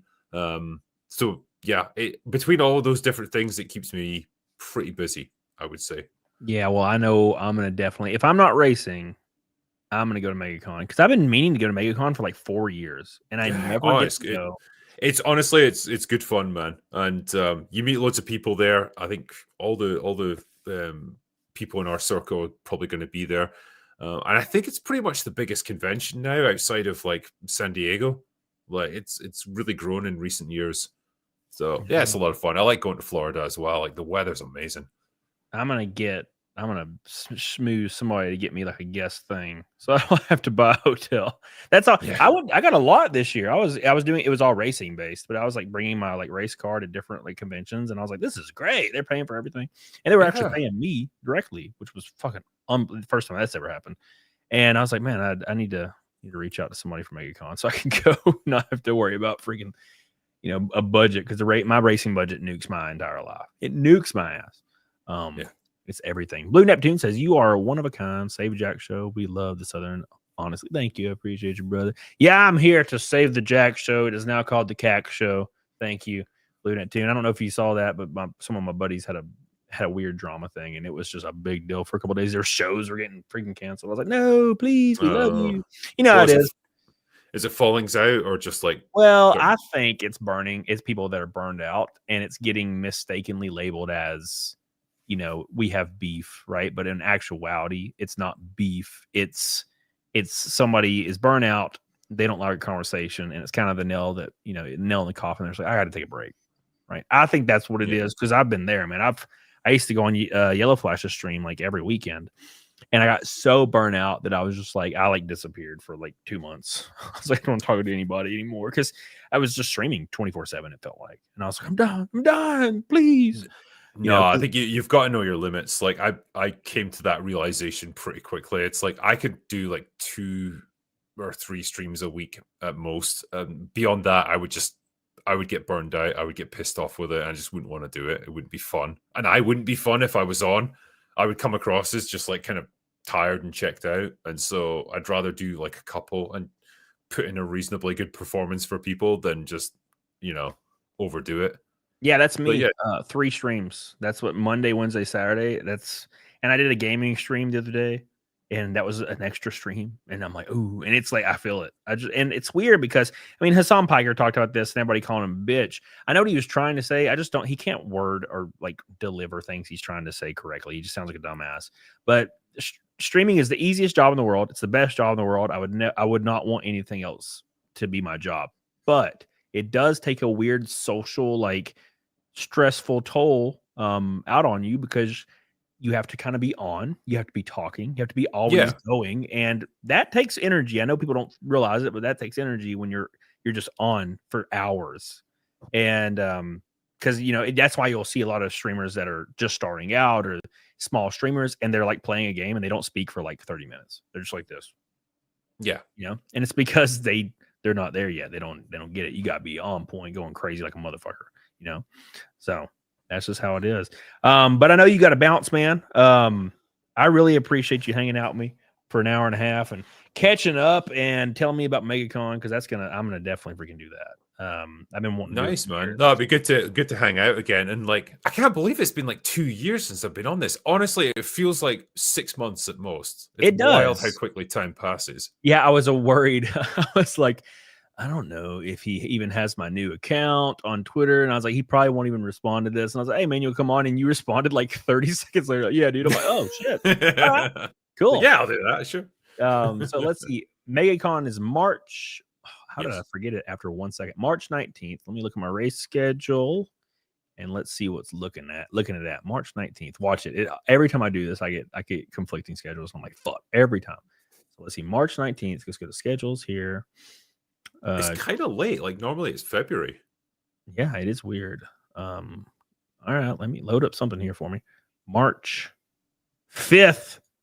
And then April 18th, bro. Yeah, I'm going to go to MegaCon for sure. Hell yeah, dude. So I will see you there. And the reason I like hanging out with you at cons is because you just keep handing me drinks. And I didn't pay for it. You handed me one. We were at Montessori. I was like, I had half a Jack and Coke left. And I think it was a double too. And then you like came back from the bar and had another one and slid it in front of me. And I was like, what the fuck are you doing? Got to keep it going, man. Got to keep it going. Yeah, dude. Well, man, have a good night, dude. I look forward to what you got going on. I watched every damn video, you know, because I was a fan first, you know, and I still am a fan. So I appreciate what you do. And I can't wait to see you in about 4 months. So nice one, man. Thank you. No, thanks for having me on tonight. It's been awesome hanging out with you again. hell yeah, dude. I appreciate you. Alrighty. All Catch you right, later. see you, brother. All right, boys. And then there was one. Make sure you guys like the stream. That's Orlando. Yes, it is. Big Mike. Big shout out to Critical Drinker for being such a good dude. He's he's a very large creator that's just always been real cool with me. And forever, ever since we drank together. And before that, actually, I think too. So big shout out to him. He's one of the real genuine dudes on go away now. He's one of the real genuine dudes on YouTube. There's not many of them. I know I talked about this on the last show about when we were talking about drama between Jack show and all that stuff. And there is not a lot of genuine people on YouTube, you know? And I'm not saying it's a bad or a good thing. I'm just saying there's not a lot of just real people. And Critical Drinker is one of them. Cecil's one of them, unfortunately. You kind of prefer him not to be real, right? No, please be a fake man. Please don't be real. No, there's a lot of people like that. Anna's one of those. So you know, it's hard to find those people, and it's really nice when you find them. So shout out to him. Not sure, gifted 5 memberships. I appreciate you, brother. We are 160 from Naked Snake. I'll be live for a couple more minutes before I pop the hell off here. I know it was a little bit shorter, but schedule earlier, so a little earlier of a show. Big shout out to Not Sure. Appreciate you, brother, for your love. That's 16 memberships today. Thank you, brother. Appreciate you. I'm so glad we got the show back on the road. Let me know your all's feedback in the comments after the show post. It's been really, really cool to catch up with people and get, you know, we've had a lot of really great viewership lately. It's just been real freaking fun. So I'm glad to be back. It feels like I'm a real guy again, a real creator again. For a while there, I felt like I was pretending. You know, I get really crippling imposter, bad posture syndrome. No, I get really bad imposter syndrome in every aspect of my life. And I wish it was a trait that I didn't have. I have a lot of positive traits, I think, but that's one of my negative ones that I can't stand. I'd never feel like I really belong. You know, when I go to a race and there's all these drivers around me, I feel like I'm pretending to be here. When I go to, you know, a con and there's all these creators, I feel like I'm pretending to be there. When I'm like on a show, I feel like I'm pretending. I'm not really that guy, you know, like I don't deserve to be here. I'm just a dumb redneck guy in a trailer. That's how I've always felt. So thank you, Not Sure. But it's not always. I don't always feel like that, but sometimes I feel like that, you know, so I appreciate you, Not Sure. Big shout out to Otto Ramel for the pink boy. We love you. We appreciate you. Billy Rainbow Knighted by him damn self. I appreciate you. He's the lone orange boy tonight. Appreciate you, Billy. He's the lone red boy as well. Appreciate you, Billy. And Mr. Necrocada and Cecil always popping in here. Appreciate you guys so much. Could be worse. Could be an NPC. That is true. That is true. 100%, man. Yep. He is. Yep. He's an author who writes under the pen name Will Jordan. Thank you, man. Appreciate you. Imposter syndrome. Yeah, sure. Yeah. Oh my gosh. Sydney Swing. Hey, Eli Clark on Twitch. How you doing, brother?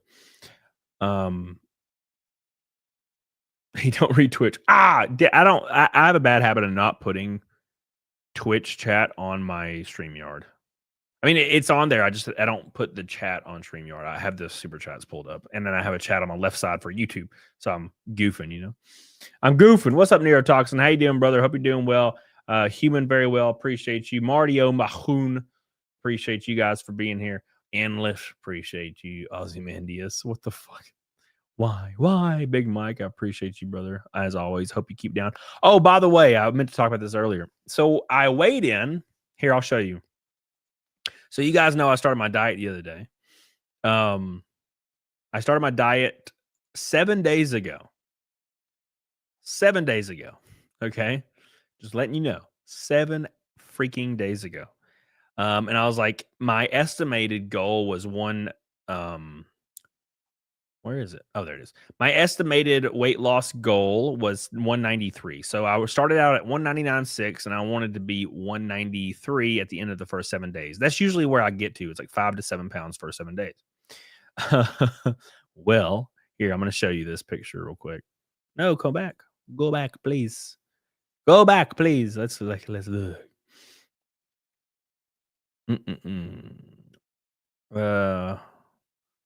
Why just buff up? What do you mean? Buff up? Because I want to be shredded. I want to be cut. I don't want to be like extremely thick but with a belly. I've already been that way for 6 months. And I also like to reintroduce extremely stringent control into my diet and my schedule, because doing that makes me tighter at everything I do. So like everything I tackle in real life, it makes me more committed and efficient to it. You know, does that make sense? Like it kind of re-gears my life to be more efficient, because I've made this diet control thing. So everything's controlled now. You know what I'm saying? I know that sounds dumb, but you get what I'm saying, I think. Anyways, all right. So here's this right here. So that's 199.6. This was 7 days ago. And then 186.2. Damn. That is the most I've ever lost in an initial 7-day cut in my entire life. You know, that's the most by far. I've never gotten that close before. I'm 5 pounds from my goal from last year. So we'll see what happens, man. I'm going to keep on it for, at minimum, if I get down below 165, 8 weeks in, I'll stop, because I'm getting too low. At 165, that's too much. You know, I'm not extremely short. I know that's the running joke. But you know, I'm of average height. Well, I'm 5'11", so I'm like a little bit taller than average. But 160 at that height is like, there's no point, if I'm already freaking shredded to the gills, there's no point in continuing that path. You know, just maintain, right? So we'll see. Ken Wright says I was 185 in June. I hit 140 a couple days ago. No soda, no trash food. How tall are you, Ken? Because that's low. That's like low. Nick Ricardo was 138, I think, and he looked like a skeleton. You know what I'm saying? More ammo for Cody's wiki feet. No, we are 160 from Naked Snake. Before I raid somebody for the update, 528 in a row. Appreciate you guys so much. We had a lot of good viewership tonight. A lot of good likes, a lot of good feedback, a lot of good people. I really appreciate that. I will be back Friday or Saturday, Friday and Saturday, maybe. We'll see. So it just depends on how much I want to die. But I do fly to Tim Cast like compound. I don't know what to call it. Tim Cast compound. Next Wednesday. So I'll be there for a couple days, and I'll have my happy ass home. 5-6. Okay, that makes sense. Yeah, that's fine then. That's you're probably cut as fuck. I'm just about to say.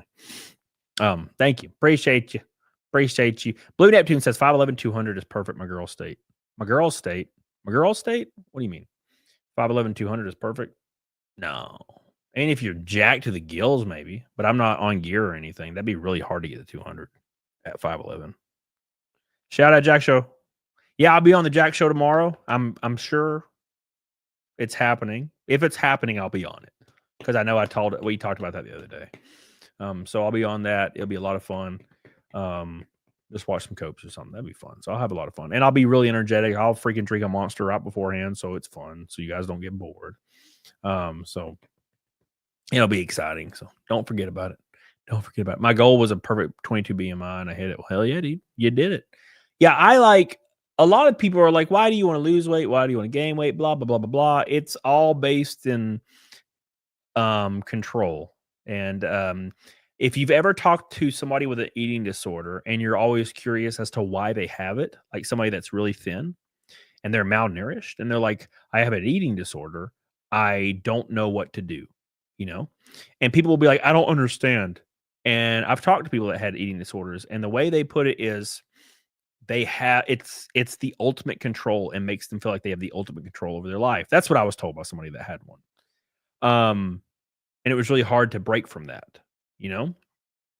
and that's kind of what my diet is for. I introduce stringent discipline control, and I get down to where I would like to be, and then I loosen up a little bit. I'm good at loosening up. It's not hard for me. Now it is harder to get completely off, but I'll loosen up a little and kind of maintain it for about 4 months. And that's all to reintroduce control in every aspect of my life. Because if my diet and my workout schedule is on point, everything I start being motivated to do everything in the exact same way. Right. Whereas if I'm eating whatever I want at any point in time, it starts affecting everything. Like I start losing control over all aspects of my life. Right. And I like to just reintroduce the control once a year to kind of recenter myself. And then I come back and then I do it. And I do it every year. I've done it every year for like 8 years. Or maybe longer now. I don't really know. So, press 450, brother. We are all different, but same. What the hell are you talking about? What the hell are you talking about? Crabby Patty says, not gonna lie, sounds like BS. That's not how my cut is. What I'm telling you right now is 100%. Now, people with eating disorders, maybe or maybe not. I don't know. I don't know what they're thinking actually in their brain. But I can tell you from a standpoint of why I do it, 100%. It's to try to get shredded. There's like the vain aspect of it, right? The selfish aspect to look great. And then there's the other aspect to why I know it'll affect everything positively. And that's another, it's like there's multiple reasons. No, it's not just one. And I think if it's something you're not used to doing, like a lot of people can't even fathom what I'm trying to convey here. You know what I'm saying? They're like, I don't understand what you mean. So yeah, it's like performing everything as I am performing, how strict my diet is. I'll perform strictly in every aspect of my life, and it helps, Steph says my BMI is 21. I'm happy. Oh, you look good, so you're good to go. You look good, so don't worry about it. Don't worry about it. Hell yeah. Protein shakes help me with losing 140 pounds. Yeah, I drink like 2 of those a day. I haven't eaten today, actually. I went to the gym. I was like, I guess fasting. I forgot to eat. And then I went to the gym. And I was like, fuck, I guess I'm fasting, right? And then I got on this stream. I ran upstairs when I got out of my car and got on this stream. So I've not eaten and I've been awake. I slept 3 hours yesterday because I was working on music for like 12 hours yesterday because I'm getting serious about music. And then I went to sleep at 7 a.m., by the way. Woke up at 11, went to the gym for 2.5 hours, and then I had this stream to prepare for. So I got home and then jumped on the stream 10 minutes later. So that's how my life's been the last couple of days. Hot diggity damn. It might happen. We are 60 from Naked Snake because Rakin has just dropped a pulsating fat red boy on my face. Oh my God. My man. Hot diggity damn, Rakin. My boy. Thank you, dude. I hope you're doing well. I feel like I saw you a lot this year. I feel like I saw you like every other month I saw you because I went out west. Thank you, Rakin. I appreciate you, dude. You are the damn man, the myth, the legend. My goal right now is just to consistently go to the gym. That's a good goal, man. A lot of people just can't. And it starts to frustrate me. And then I have to like take a step back and be like, okay, everybody's different. But I don't look at it this way normally. Like if you ask me this question in July, I'd be like, yeah, I get it. But when I'm on my diet and I'm like regimented, really over the top, when people start talking about fitness and they're just like, I just can't do it. It like pisses me off because I'm doing it right now. And it's not, I'm not going to lie and say it's super easy or anything. It is easier when you can do it and you know you can do it. But I'll see somebody like, I just can't do it. And I'm just like, you can, you just don't want to, and you're pathetic. my perspective completely changes once I'm like a week or two into my diet. I start looking at everybody like Homelander in that one scene where he's like looking disgustedly at that chick. That's how I look at everybody that's like, I just can't do it. I can't diet and exercise. It's too hard. I love food too much. As if every human on earth doesn't love food. Oh, damn, I'm unique. I just love food that much more than everybody else. No, you don't, you motherfucker. You just can't. It's an excuse. I love food. Yeah, no shit, me too. What? Like, I was obese growing up. Man, come on. Thank you, Rakin. I love you. Appreciate you. Big shout out to my boy. He's the man. 30 locks until 300 already. I appreciate you guys so much. Thank you, Rakin. Second Red Boy of the night. You are Cecil Fitness. A lot of hoagies. Cease. You know what's weird? When I first time I ever met Cecil, he was in insanely good shape. So to see him just fall off the wagon has broken my heart. Thank you, Reagan. I appreciate you. Otto Ramel, he's back. Fatty Camelot, not so fatty anymore. You wait until about 45 days. We're going for gold. Unless I get to 160, then I'll stop because it's gonna be too much. I'll start like having weird symptoms. When you get down too low, you start having crazy symptoms. You start getting malnourished, and 140 or 150 at this rate for now. I don't know, 90 days I might hit 150 if I'm losing at this freaking rate. I don't want to do that. I want 160 is the absolute maximum I would ever go past. I detest fasting. Same Ozymandias. I don't like fasting. I think it's a joke. I think it's fake, and I think it's a fad and not real. I don't understand it because I can lose weight so fast in a calorie deficit without fasting, and I eat every 3 hours. But I unintentionally fasted today because I totally forgot to eat, and I was in a hurry, and I ran out the door, and I was like, oops, I guess I'm fasting. I'm at the gym already, and I already drank my drink. Yeah, I don't understand and all I'm saying is, hey, if you fast, that's cool. But I don't understand it because I can lose 30 pounds in 60 to 75 days really efficiently. It doesn't hurt. It's not hard. It's not super hard, not to me anymore. But I can lose that weight really quick, and I don't fast. And there are people that exclusively fast. And I'm like, I don't think you need to do that. I don't think that. Unless you prefer it. I don't fucking know. Thank you, Otto. I love you. I appreciate you. Big shout out to Holy Ozone. Can't wait for the next race season. Hope you get some races up by me. How close are you to Chicago? Thank you, Holy Ozone. I love you, dude. I appreciate you because I know I'll be up there. Thank you so much for your love, for your support, Mr. Rube. That puts us 40-77. Damn, we are 23 from Naked Snake. Hot diggity damn. I thought it was dead. Every time. I got any races in Colorado the next year? I'll probably have one, yeah. I think one. Oh, by the way, so somebody messaged me last night on my the Ride and Die campaign, and they were like, I want a refund because I can't use my VIP tickets because the 2025 year is over. And so they were like, I want a refund. And I was like, well, just for your information, the VIP tickets will work in perpetuity if you haven't used them. As long as I'm racing, you can come to a race. Let's do it.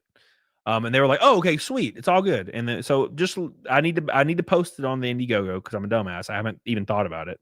There's a lot going on right now. The last 2 weeks have been wild because I know you guys don't see it, but I am turned up to 11 every day trying to get my schedule and budget allocated and paid for and contracts for my next racing season. And it consumes 99% of my day. So, I've been doing that, and I'm almost done with it. I'm very close. I'm about a week from confirming I'm racing next year for most of the year, if not all year. But that's been consuming my time. So ride and die, I have all the stuff for ride and die. I just haven't shipped I'm waiting for the books before I ship all of it because I have everything else. I'm just waiting for the art to get done on the books, and I haven't posted an update on there in like a month or two. So I need to put that update on there. But yeah, VIP tickets and any other stuff that you have on that campaign, yeah, it's all gonna be there. So don't worry about it. You can use your tickets. Thank you, Rob. I love you. I love you, Rob. We love you, Rob. We love you. All right. There's a lot of English people in here today. Marty O'Mahan. O'Mahan. I'm sorry, man. You gave me money and I'm pronouncing your name probably really badly. Oh, Abel says I started to eat healthier. Next step now is to hit the gym to continue to lose weight. Okay, let me tell you guys something. I told the Big Mike yesterday because he was being a little bitch. I get it. If you want to get there, you have to do all the things.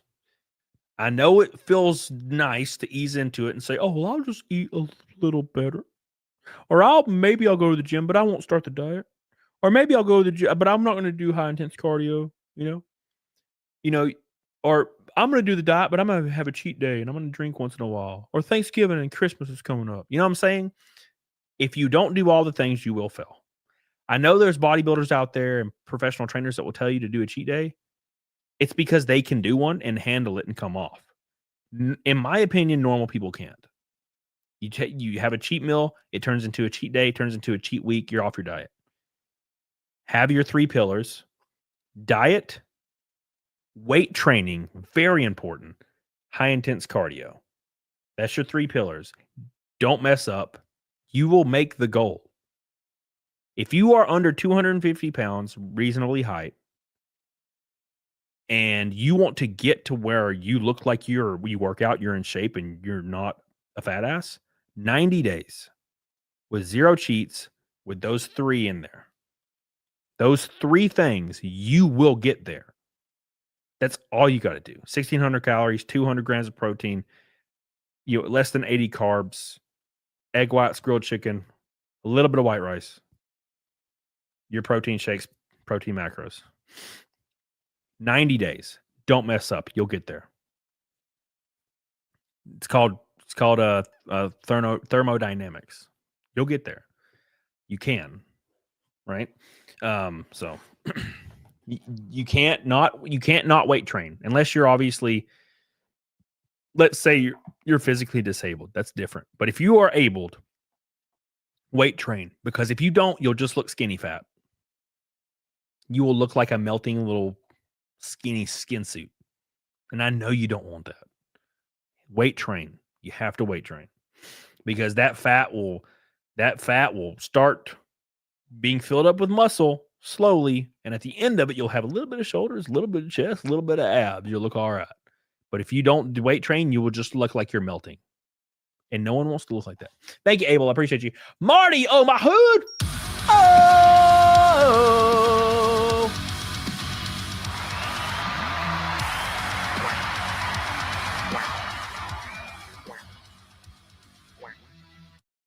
My foot hurts. It's asleep. Let's make it happen with the pink boy. I appreciate you, brother, so much, dude. Thank you for your love. All of your love. All of your love. Thank you, brother. I really appreciate that, man. Putting us almost at 600. Oh, by the way, that is Naked Snake for the 529th stream on the Drinker Show. Thank you so much. Big shout out to Drinker for helping us get there with his beautiful presence and his beard. I didn't compliment his beard. Fuck, that sucks. His beard looked really nice. I was thinking about it like half the stream. I was like, God, his beard looks really nice. I didn't say shit. I'm a bad friend. I'm gonna message him. Hold on, let me pull up his Twitter, or I'll forget if I don't. Let me pull his Twitter up, go to our window, and then just have it right there for later. I totally forgot to Compliment his beard looking so damn good. Mine rounds out. I have a round head, so my beard just rounds with me no matter what I do, and I just look like a freaking psycho. You know? Thank you, Marty. I really appreciate that throwdown, man. I really, really do. You got us there with same with Abel, Otto, Rob, and Rakin, Blue Neptune, Billy. I really, really appreciate you guys keeping this shit alive for almost 5 years.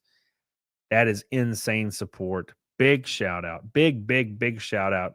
And also huge ass shout out to the member gift. The people that gifted members, Derek, Charles Salmons with 10, not sure with 5.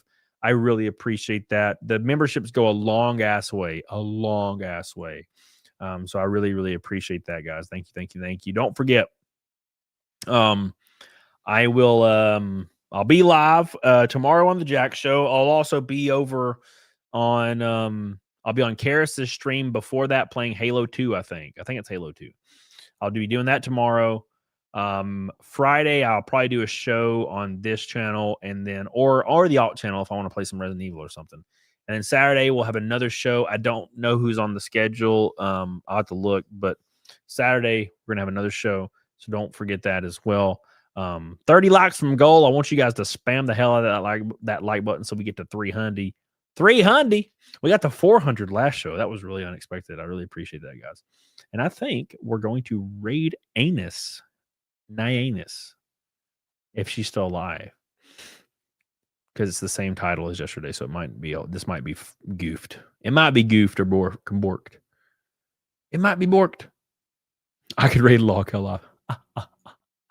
Let me go over to my alt window. Karis is Friday. Oh, it's Friday? I thought it was Thursday. Okay. Oh, that works too. That's fine. All right. Yeah, we're gonna do that. I'm just making sure this video isn't from the other day, or this stream isn't from the other day. We got Krigler. Krigler's live. He's interviewing Cayman Lee. Holy shit. Yeah, we'll interview. We'll interview. I'll rate him because that's a big guest.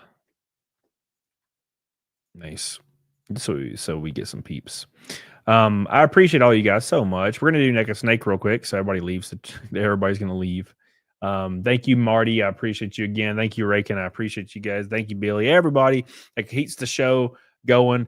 Hitting Naked Snake every time keeps it to where I can keep doing the show and keep paying my bills, because that's what it all goes to, my mortgage. So I appreciate you guys so much for keeping it going and keeping your boy in the limelight. Thank you for that. So let's do Naked Snake before I forget. My hair is going to be destroyed because I woke up and ran to the gym. So CW, what's up, baby? Here we go. I'm scared, but you guys get to see my hair. Here we go. You guys ready? Oh my God, let's see how cut I look. I weighed pretty low today and I haven't eaten, so I might look pretty cut. I don't know. We'll see. Here we go. 529 in a row. Let's go. Let me pop this off.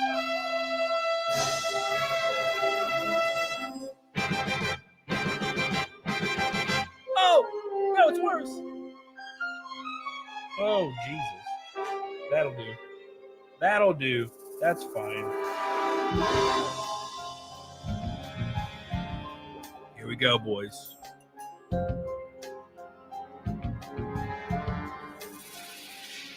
What a thrill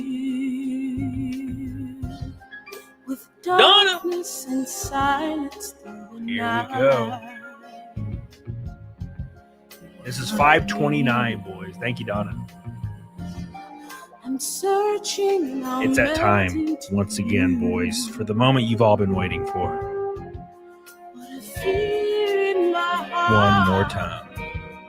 But you're so supreme. I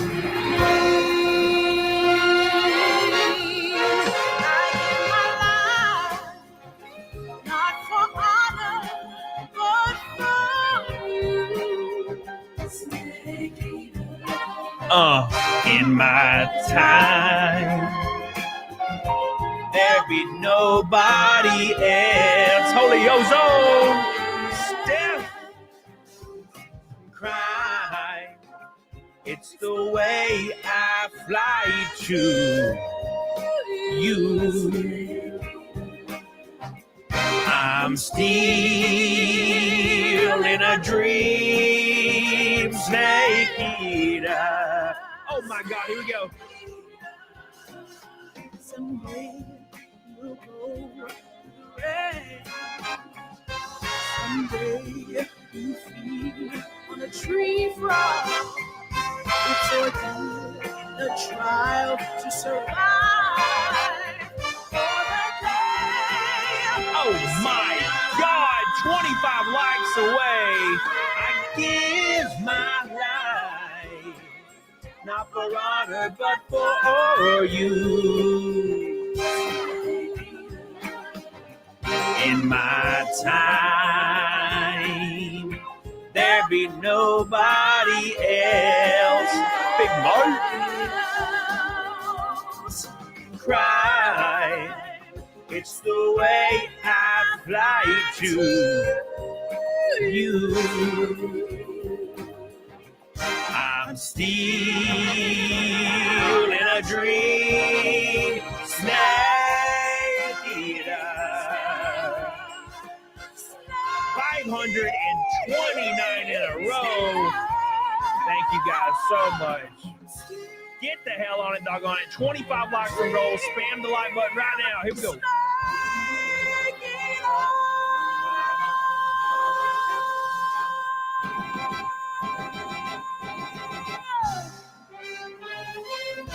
Thank you. Thank you. I appreciate you guys for all the love, all the support.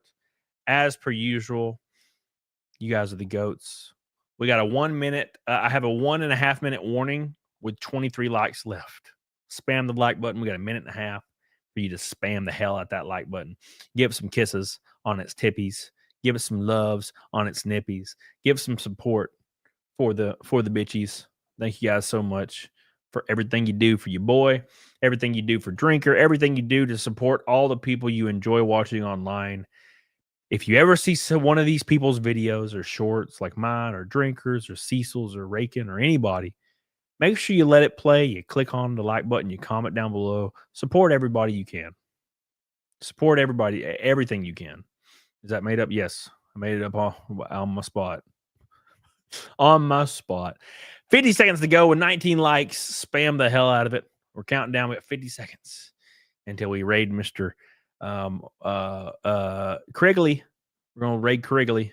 Give him some love. Him's a good man. And I'll see you guys. I might go live later. I have a lot of things I need to do tonight, but I might do a double show because I know you guys are used to 8 o'clock. So I might just go live for like another 2 hours. So unless Cecil goes live, then I'll just kill myself because Cecil will take all my viewers anyway because he's a bad friend. 18 likes away, 20 seconds. Thank you guys. We're counting down. We're counting down. Here we go.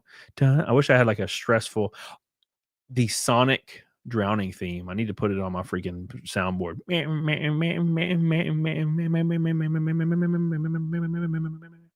Damn, Cecil, cold stomp you out for damn sure, dude. Damn sure. All right. I appreciate you guys. I love you. I'm going to raid Mr. Craigley. Say cam raid in the chat. Get the hell on it, D. Doggone it. I appreciate you guys getting us to the snook. As always, appreciate the new members. As always, if you're not a member, consider becoming one. It really helps your boy out. A lot of announcements next week, probably like 5 big ones. So keep your eyes open. I'll see you guys on the flip side. Thank you again, Rakin. Thank you again, Mr. Marty, Billy, Otto. Love you guys. I appreciate y'all. See you guys maybe later. We'll see.